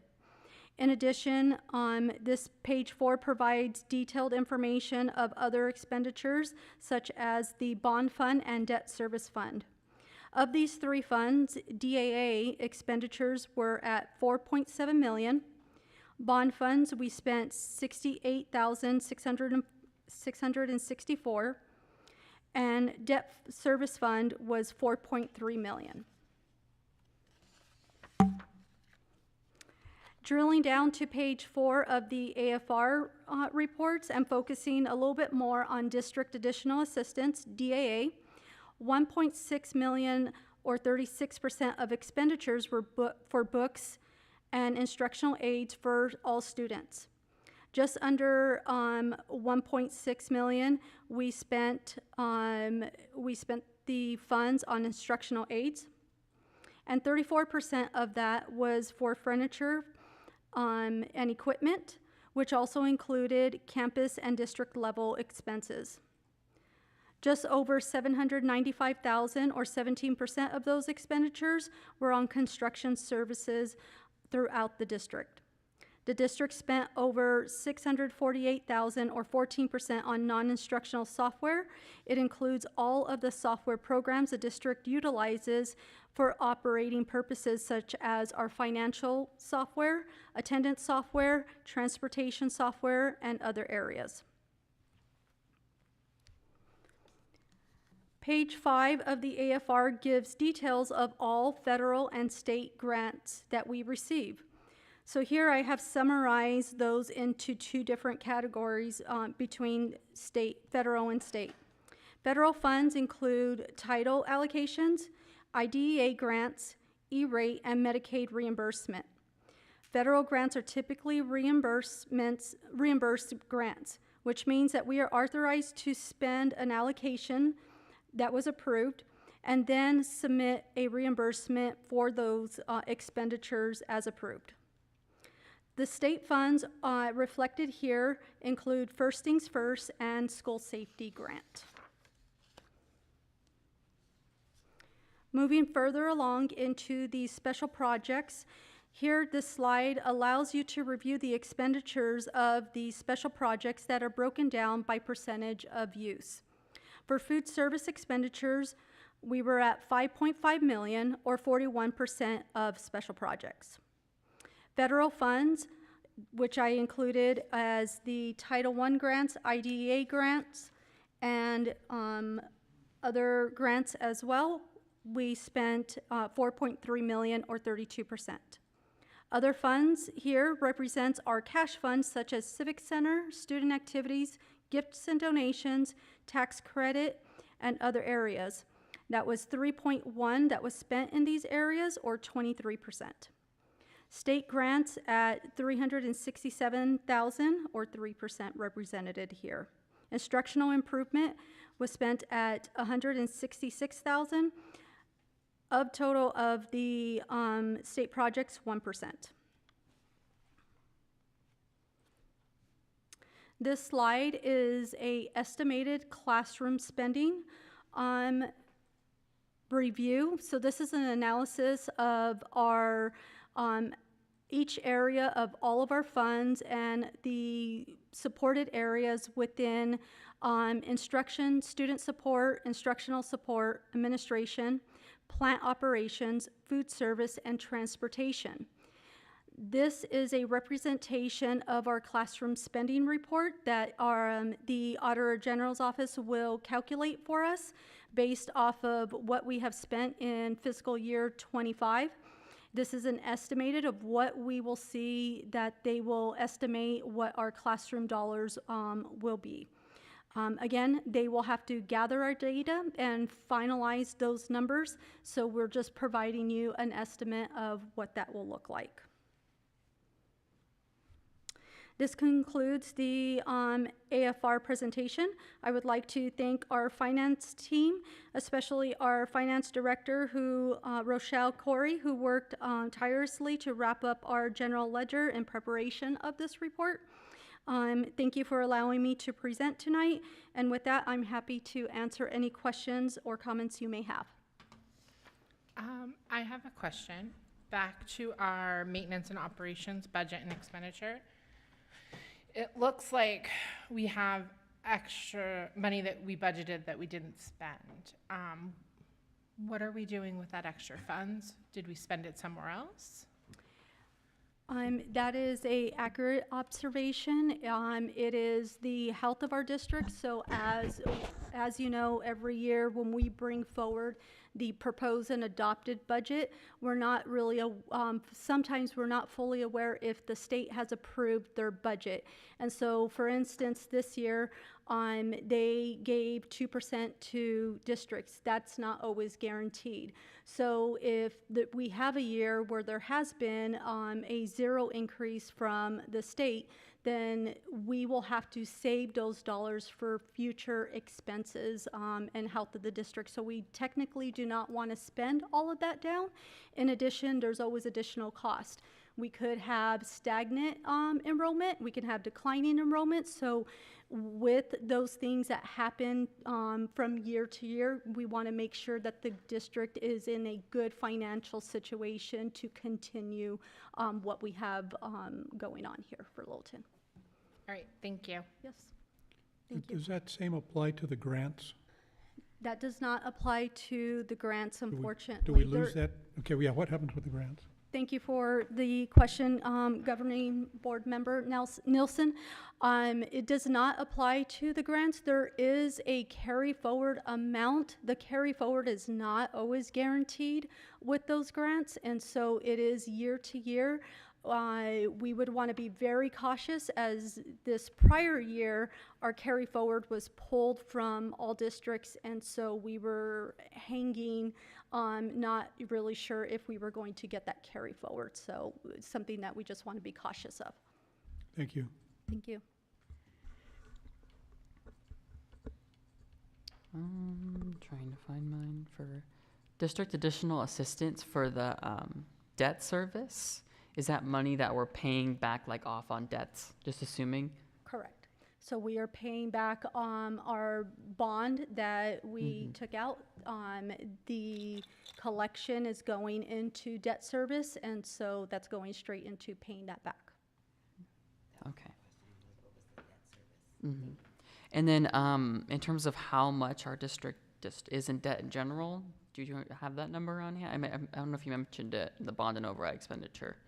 I would have to come back with an assessment of that information. Okay. But our purpose tonight is to approve this because it's last year. This is a summary, and we have to have it in by October 15th, which is tomorrow? Tomorrow, yes. Yes. Okay. Thank you. Is there a motion? I'll go ahead and make a motion that we approve it. We get it in tomorrow. Mr. Nielsen, is there a second? I'll second. Mr. Siniceros, all in favor say aye. Aye. Aye. Any opposed? Item passes. Moving on to number C, or letter C. I'll get it one time. Thank you, Madam President Soshnick. Over the summer, the Pacific Institute was brought forward to the board as a consent item, and there were several questions that board members had on this. And so we brought it back tonight as an individual action item for specific questions that individuals may have. But just to give rationale for why we would like to move forward with this, there are a couple pieces here that we looked at to validate the need for it.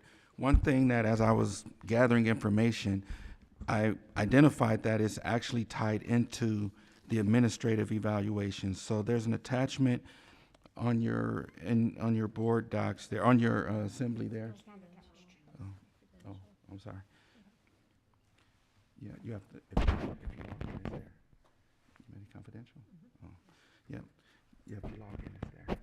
But so, as a part of the evaluation for administration, page 7 of 19, board our goal 2.1 actually identifies it as a required portion of that.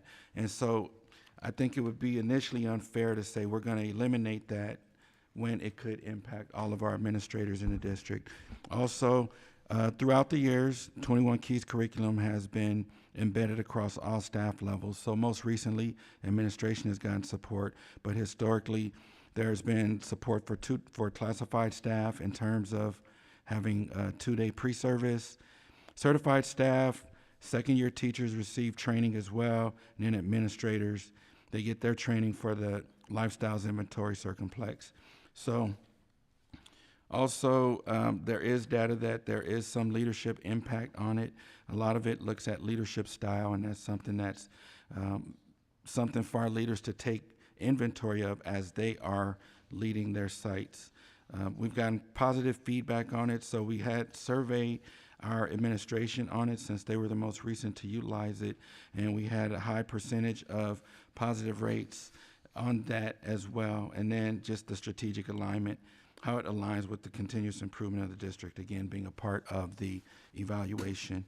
In terms of cost, it has been pretty much a minimal cost. So if you look at annually, typically through each phase, it's been roughly around $12,000 per year, with a couple of big years in there. But when you look at phase 1 in 2024, that was $20,000. Phase 2, 2025, $12,000. Phase 3, 2026, $12,000, and that was the projected for this year, and that part wasn't spent yet. So, any additional questions?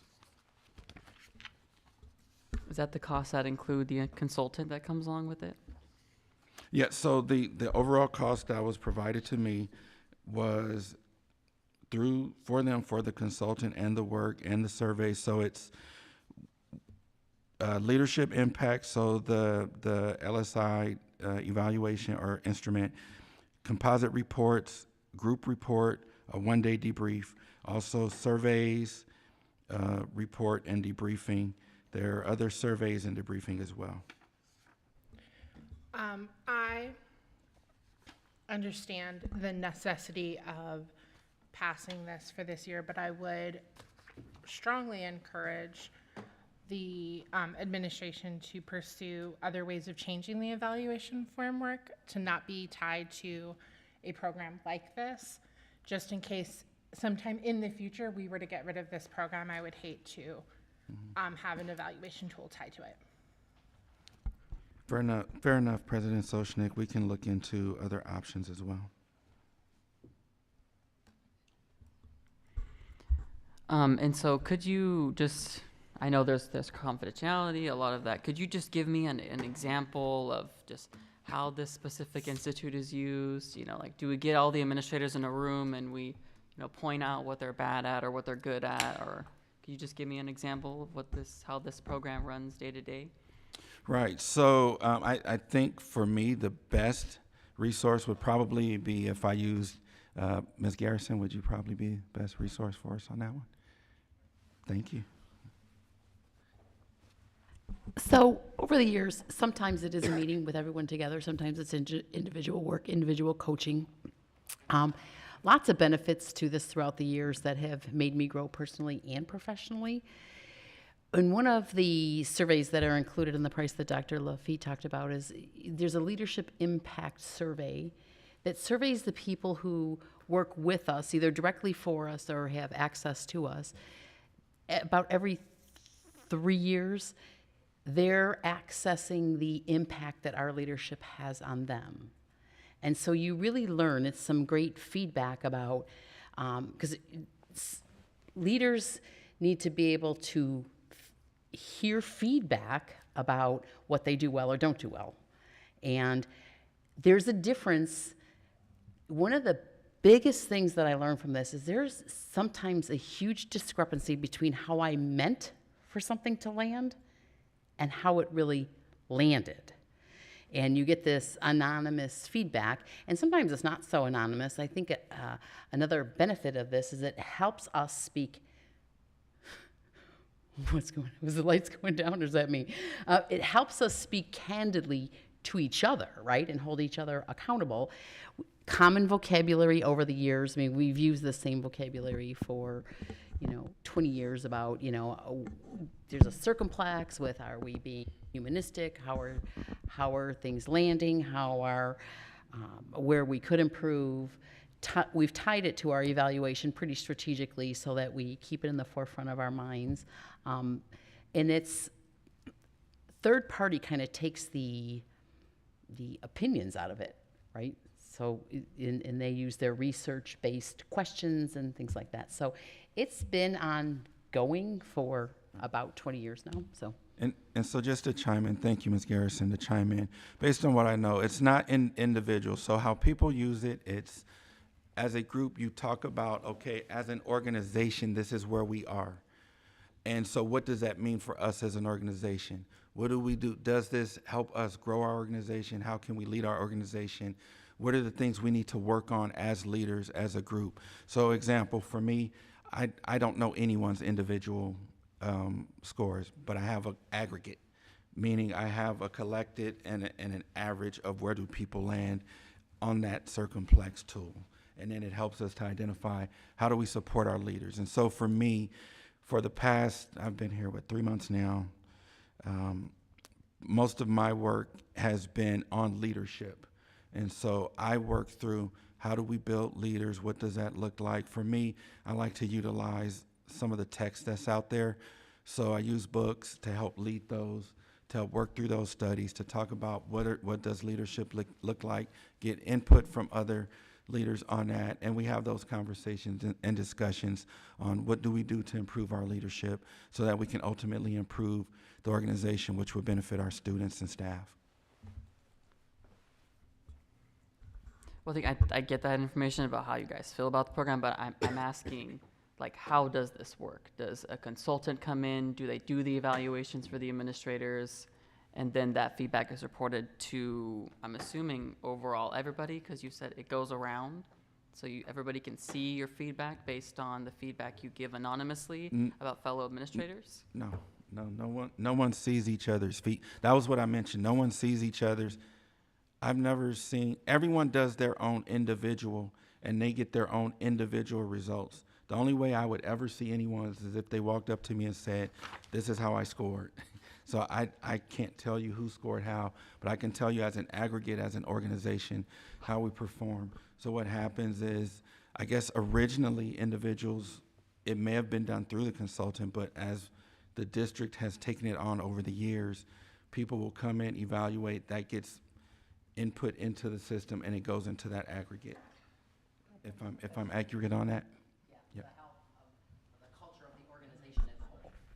So there's no consultant tied to it, essentially, recently.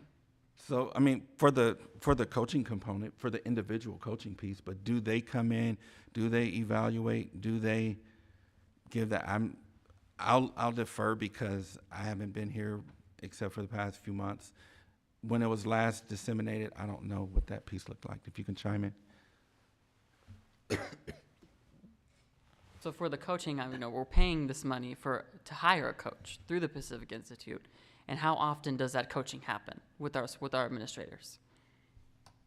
Oh, Is it randomly? Is it just whenever you guys call them and say, this needs to happen? There's on a schedule every 3 years. It's a 3-year rotation of what's the different pieces. Robbie Ann helps set it up, so that's why I'm looking at her. So this consultant can't just randomly come in when they So want, or they're called. let me have Ms. Musil come on up and communicate, because she's worked with them more frequently.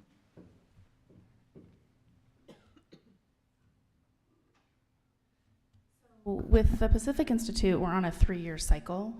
We do a culture inventory, we do a leadership impact, and then there's an off year. There's a cycle that we get our results on our culture, and there's a day of group coaching. So that coach that you're talking about, Mr. Sinceros, comes in and works with us and shares the results of our OCI, our overall culture.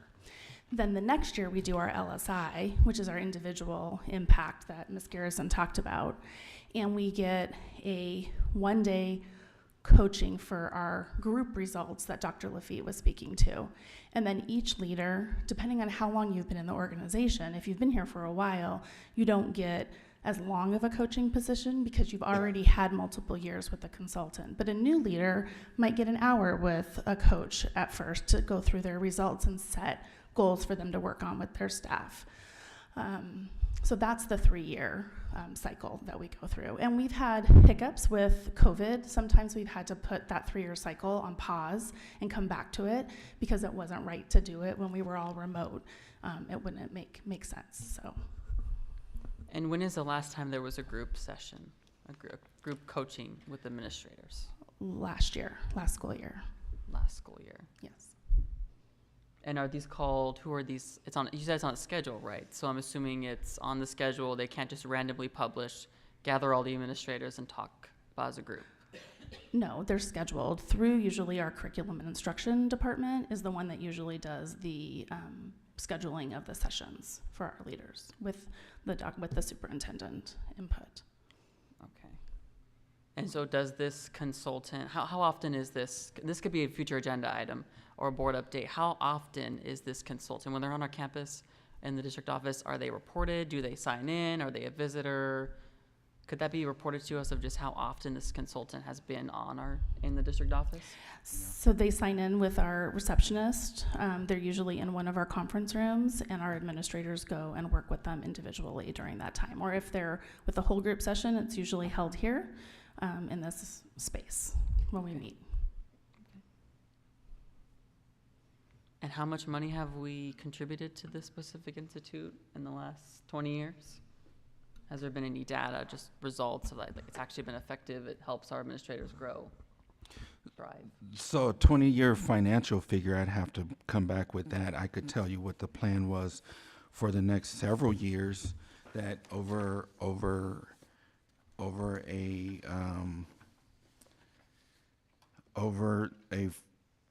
4-year window, the total cost for it would have been $68,672. That would have included 2026 and 2027. If we were still in that cycle, so through the different phases of this. So a 4-year phase would have costed $68,000. How much was spent prior to that? I can't state now. I'd have to get that information. Okay.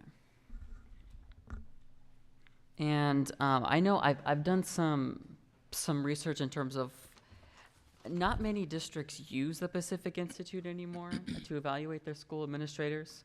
I know we've done it for 20 years now. So is there just a reason why we feel there's just a need to just continue doing something that's kind of more outdated? I know I looked on their website; it's more focused towards corporations, corporate America. I know where our job is focused on kids. So is there just a reason why we feel the need to just keep pushing it through and most districts aren't doing it anymore? Based on the information I've gotten, it's just because leaders feel as though they've gotten the success needed out of it to help them become better leaders to lead their organizations. So if you look over the last few years, and next week we'll bring up our school achievement data, you'll start to see how some of the schools have seen those increases, and a lot of it is in terms of their leadership. What does that look like? What systems are being put in place, and how do we work through those pieces? And so I think right now, because there's been some individual success, and then as a group, it helps show the organization where they land. It had just been a positive tool for them at that time. For me, I have very limited experience with it, so I can't speak to what its success would look like in the future. For me, having an approval and working through the process, I could clearly evaluate it. Right now, I'm reviewing data. I'm reviewing information. Based on the information I have, has there been some successes? Yes. But again, I haven't seen it implemented, and so I can't say what makes it work well, where there are challenges with it, and what that looks like. So my thought is that if we've been so loyal to them for 20 years, and I think maybe that's the reason we're like, we're gonna hold on to this antiquated system because let's be loyal. I think we might need to consider something new, because if it's supposed to measure culture and give this type of data, it doesn't seem to be working. We continue to lose teachers. We continue to have low morale. We continue to struggle with the same things. And if we're sticking with the Pacific Institute just because we've been with you for 20 years, let's just make it work. It's no different than staying in a marriage just because I've been with you for 20 years. You haven't been good to me, but I'm going to stay with you. It doesn't make sense. Maybe we need to look into something new. I hear you, Board Member Barnett. What I do, though, is for me, remember, I'd be careful in just stating some pieces without knowing the actual data, because I know statistically speaking, in most jobs, the turnover rate or attrition rate is going to look pretty similar. And as a district, we've done pretty well. One thing that I do have data and I've observed is when I came in here, the number of individuals that actually are retiring or retire or choose to leave the district is on the lower end compared to others. For me, I'd like to see data on some of the morale. I know when I do work with Ms. Musil, I do ask for exit surveys, and we're working on bolstering those up, because for me it's important to get the accurate information on why are people leaving. Is it financial? Is it leadership? Is it family? What is it?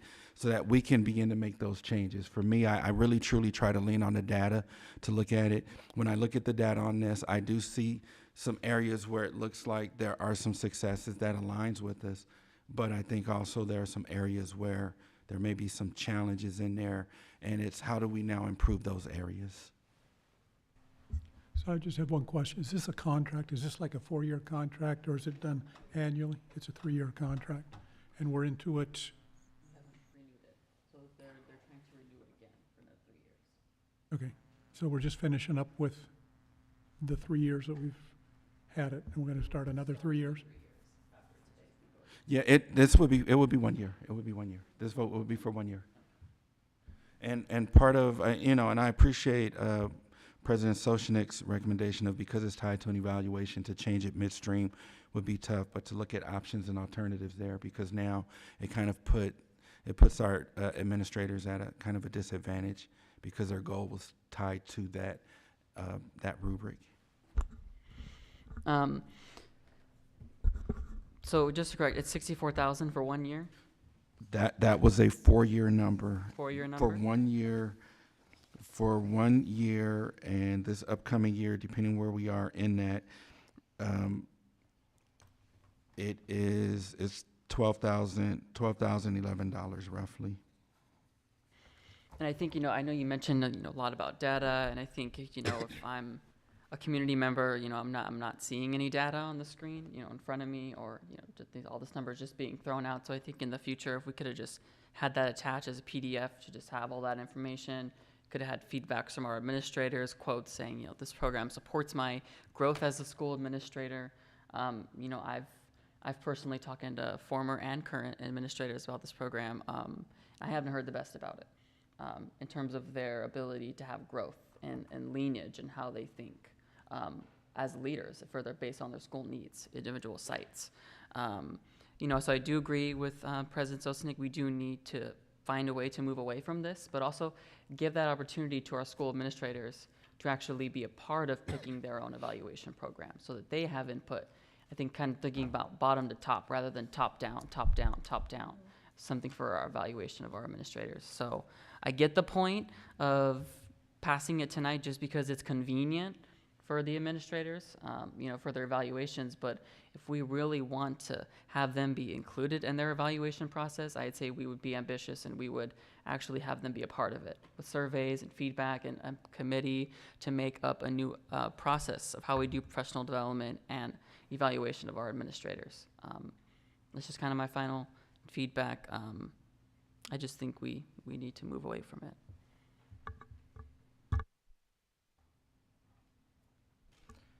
So I would make a motion to deny the renewal of the Pacific Institute Source Use Award for Leadership Development, Culture Transformation, and Mindset Training for all staff. I would second. All in favor of denying the renewal of the Pacific Institute Sole Source Award for Leadership Development, Culture Transformation, and Mindset Training for all staff? Wait, it'll still be good for this school year, right? Say aye. Aye. Any opposed? Aye. Aye. Okay, so is there another motion on? I'll going motion forward? to table the renewal of the Pacific Institute until we can see data and figures that this program is actually effective and that our administrators actually want it and they're not being forced to do it. I will second. Can I ask a clarifying question? Yeah, because there should have been, before the second, there should have been a question. Yeah, before you go to that questions. Okay. Yeah, different question. All right. I would like to know if this item were to be tabled, what would the effect on our administrative evaluations be? The impact would be that it would probably impact them possibly achieving that goal because it's tied to that area. And then also, if it were not passed or if it were brought forward later, we do understand that there's a price increase as well, which will cost additional dollars. And so you have kind of two variables at play. So the administration chose to move forward and to do the goals anyways, even though they knew the board was not going to table this item earlier this year. Board member Siniceros, it's been a part of their two different things here. The LSI, the LSI is the instrument used to improve leadership. The performance evaluation is what the administrators use to be evaluated on. The LSI is a component that's being asked upon in that evaluation instrument. So use that component to help support this. That's where they're two different things, but one is tied into the other. So are there other opportunities? I think, Amy, you brought that up earlier. I mean, the Pacific Institute isn't the only one. Have we looked at it? Can we look at some others into the future? And I think that's an opportunity. I think it's easy to say, even if it were for the board to say, we'll approve it for this year, but we like the superintendent to look into other options for the future. So there was a motion and it was seconded to table this, so I believe we have to have a vote on that. All in favor of tabling this item until we can get feedback from administrators, say aye. Okay, any opposed to tabling this item? Say Opposed? aye. Aye. Aye. Aye. Okay. So, we haven't tabled. Is there another motion? Okay, so I have a motion. I motion that, because I agree that we need to look at something else, but I also don't want to add any extra to admin or staff or anything right now in October. I motion that we approve it for this year. I guess I can't put with a condition that they form a committee and we get some feedback and see if there's something else out there that we could use. I'm gonna amend your motion, and I'm going to motion to approve with the condition after this year, the administration will form a committee along with school administrators, district directors, excluding the cabinet. Okay. Lisa, I'm sorry. I went out of order in allowing your secondary motion. So, Linda, is there a second to Ms. Stallard's initial motion? Repeat what that motion would be, please. So I motion that we approve it, the Pacific Institute for this year, and that the district, the powers that be, form a committee to find a different organization or what it is for the following school year, 26-27. I'll second what Amy, or what Linda Mr. said. Nielsen. Seconds. All in favor of approving the Pacific Institute for 1 year, allowing the district administration and leadership to form a committee to look into the effectiveness of this and looking for other organizations if needed, say aye. Aye. Aye. Any opposed? All right. Item passes 3 aye, 1 nay, and 1 not voting. All right, thank you. Moving on to item D, intergovernmental agreement. Yes, Madam President. So actually, the next couple items will be IGAs that we're working on. But one thing that I mentioned to the board throughout my process and during my entry plan was to begin to evaluate various areas of the organization. One thing we want to do is also begin to look at compensation of staff. And so we, in discussions with the Avondale Elementary School District, we found that they were looking into doing a compensation study as well.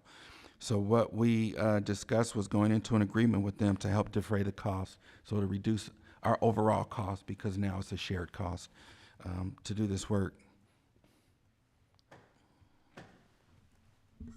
So we're asking for an approval. I'd go ahead and make a motion that we approve the IGA with Littleton Elementary School District. Mr. Nielsen, is there a second? I second. Ms. Stallard, all in favor say aye. Aye. Any opposed? Does it matter that he said Littleton Elementary School District? So are we going into it ourselves or are we going into Avondale? Avondale. We're going into it with Avondale. Okay, so Yeah. it doesn't matter that he said Littleton. You're better, you caught it, I didn't catch it. I would agree to it if we could change that. Okay. That's not what it is. If I said Littleton, I apologize. I was looking at Avondale. Right. Can you remake a motion, Curtis? Probably if I take it off of here. Move the governing report of the IGA intergovernmental agreement with Avondale Elementary School District for compensation study. Mr. Nielsen, is there a second? I second. Ms. Stallard, all in favor, say aye. Aye. Any opposed? Okay, item passes.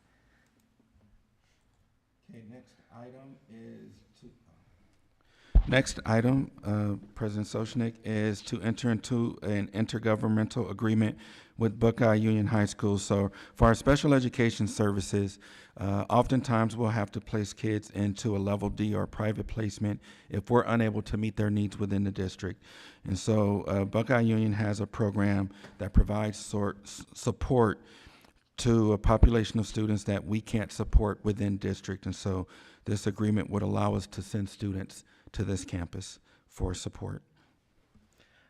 I just have a few questions. Do we provide transportation to the Buckeye Learning Center? Madam President, yes, we would provide. So typically what happens with private placement, it's either us providing transportation or within the agreement, we pay for transportation from that facility. So it's all going to be dependent on that need of that student. So I guess my question is, having made the commute to Buckeye for many years, is there a place closer that one, we would be keeping our money maybe in the Avondale-Tolleson area and maybe not having to pay that expense of whatever it is to drive out to Buckeye? Thank you, Madam President. So for the question asked, we've looked at all the various programs around us that provide the same services, and there aren't any closer to us that provide that same service that's provided there. Just for clarification, this is students we bus in our district to the Buckeye Union for this service. President Soshnick, Board Member Sinisteros, yes. So these are students that are our students that reside within our district, but we're providing them an education, and we can't provide it at any of the 8 campuses that we have. So they go to our schools, but they're special education and students that have needs, and we bus them within the Buckeye Union boundaries because they go to our school. We bus them to Buckeye to the school in Buckeye, so it's because that school has what they need. We don't have what they need. And So Board Member Sinisteros, for clarification, you have various programs throughout the state that they're looking for facilities to provide services on. This specific campus had extra space, and so an outside agency utilized that space to provide their service on that campus. So it's just as if we had extra space on one of our campuses and we decided to have a private placement and we brought others in. So various districts throughout the state and county do that because they have additional space. And as you look at facilities like the ACEs and others, they're growing so fast that they can't build spaces, so they rent space and they utilize space to provide their services. And there's a separation between it, so it's not like our students are engaging with the students from that school or within that district. They're just engaging within that program. And how many of our students attend the program? And how often are they bused? So Board Member Sinceros, there are a variety of programs we send students throughout the county.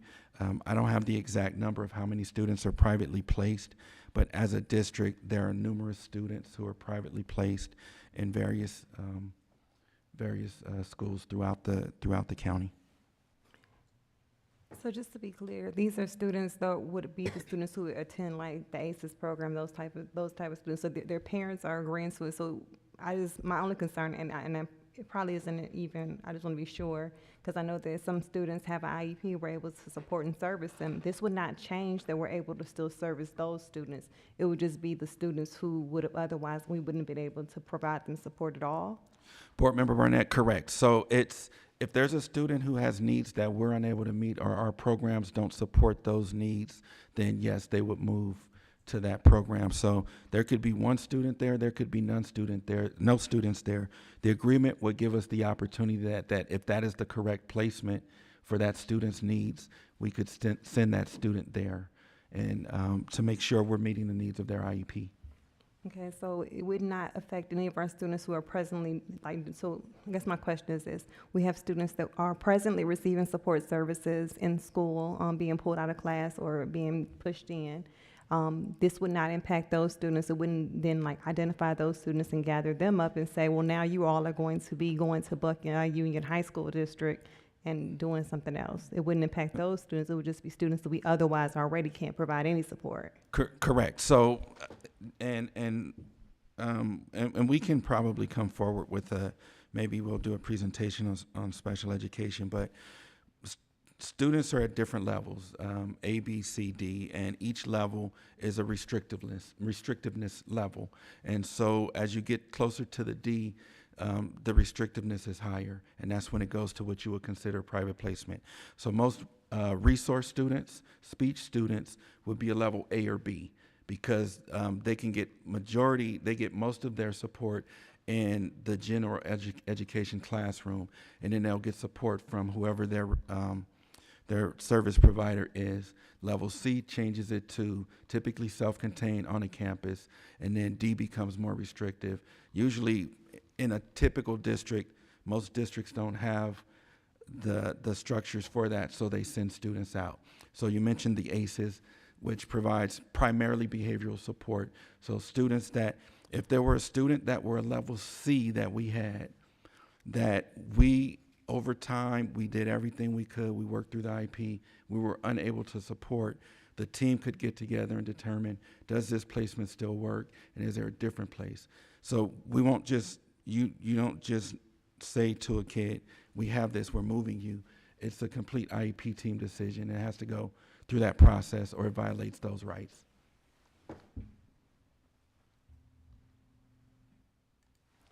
Any more discussion on this item? If not, is there a motion? Okay, I will move that the governing board approve the IGA with Buckeye Union High School District for alternative and special education services. Is there a second? I second. Ms. Stallard. All in favor say aye. Aye. Aye. Aye. Any opposed? Item passes. All right, moving on to item number 14. I would like to remind everyone that under Arizona open meeting law, this portion of the agenda is limited to briefly suggesting topics for future agenda. Discussion, debate, or direction to staff of matters not listed on the agenda is not permissible. We stay within these legal boundaries to ensure transparency and compliance with Arizona statutes, ARS 38431.02H.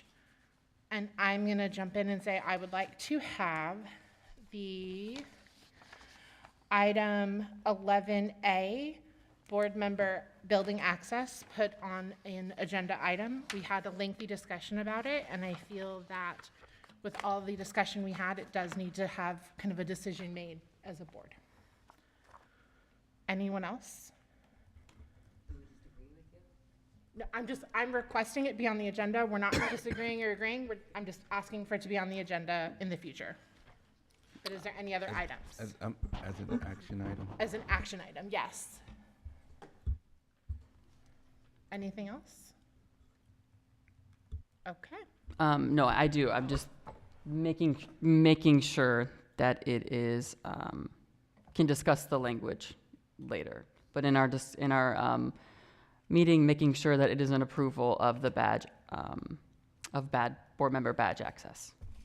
Just point of clarification, just to make sure that is. That is what I'm asking. Okay. 11A, Okay. board member badge Okay. board member badge access. Okay. My first request of agenda is this could be a review, but I would like a presentation related to our school resource officer program at Quinton. How that program goes out. I know it's a grant, so if that can be a board presentation item of how that works with the assessed needs of that officer being needed on that campus, and then the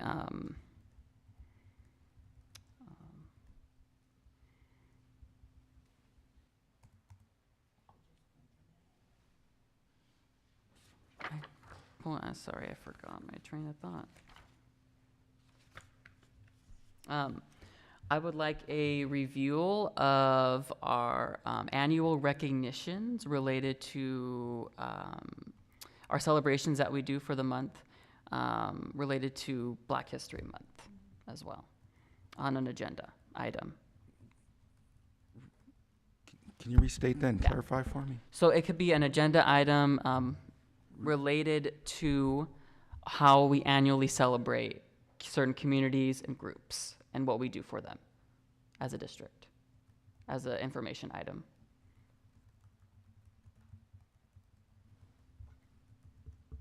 As a board or as a district? How we Either celebrate or, as a- just overall.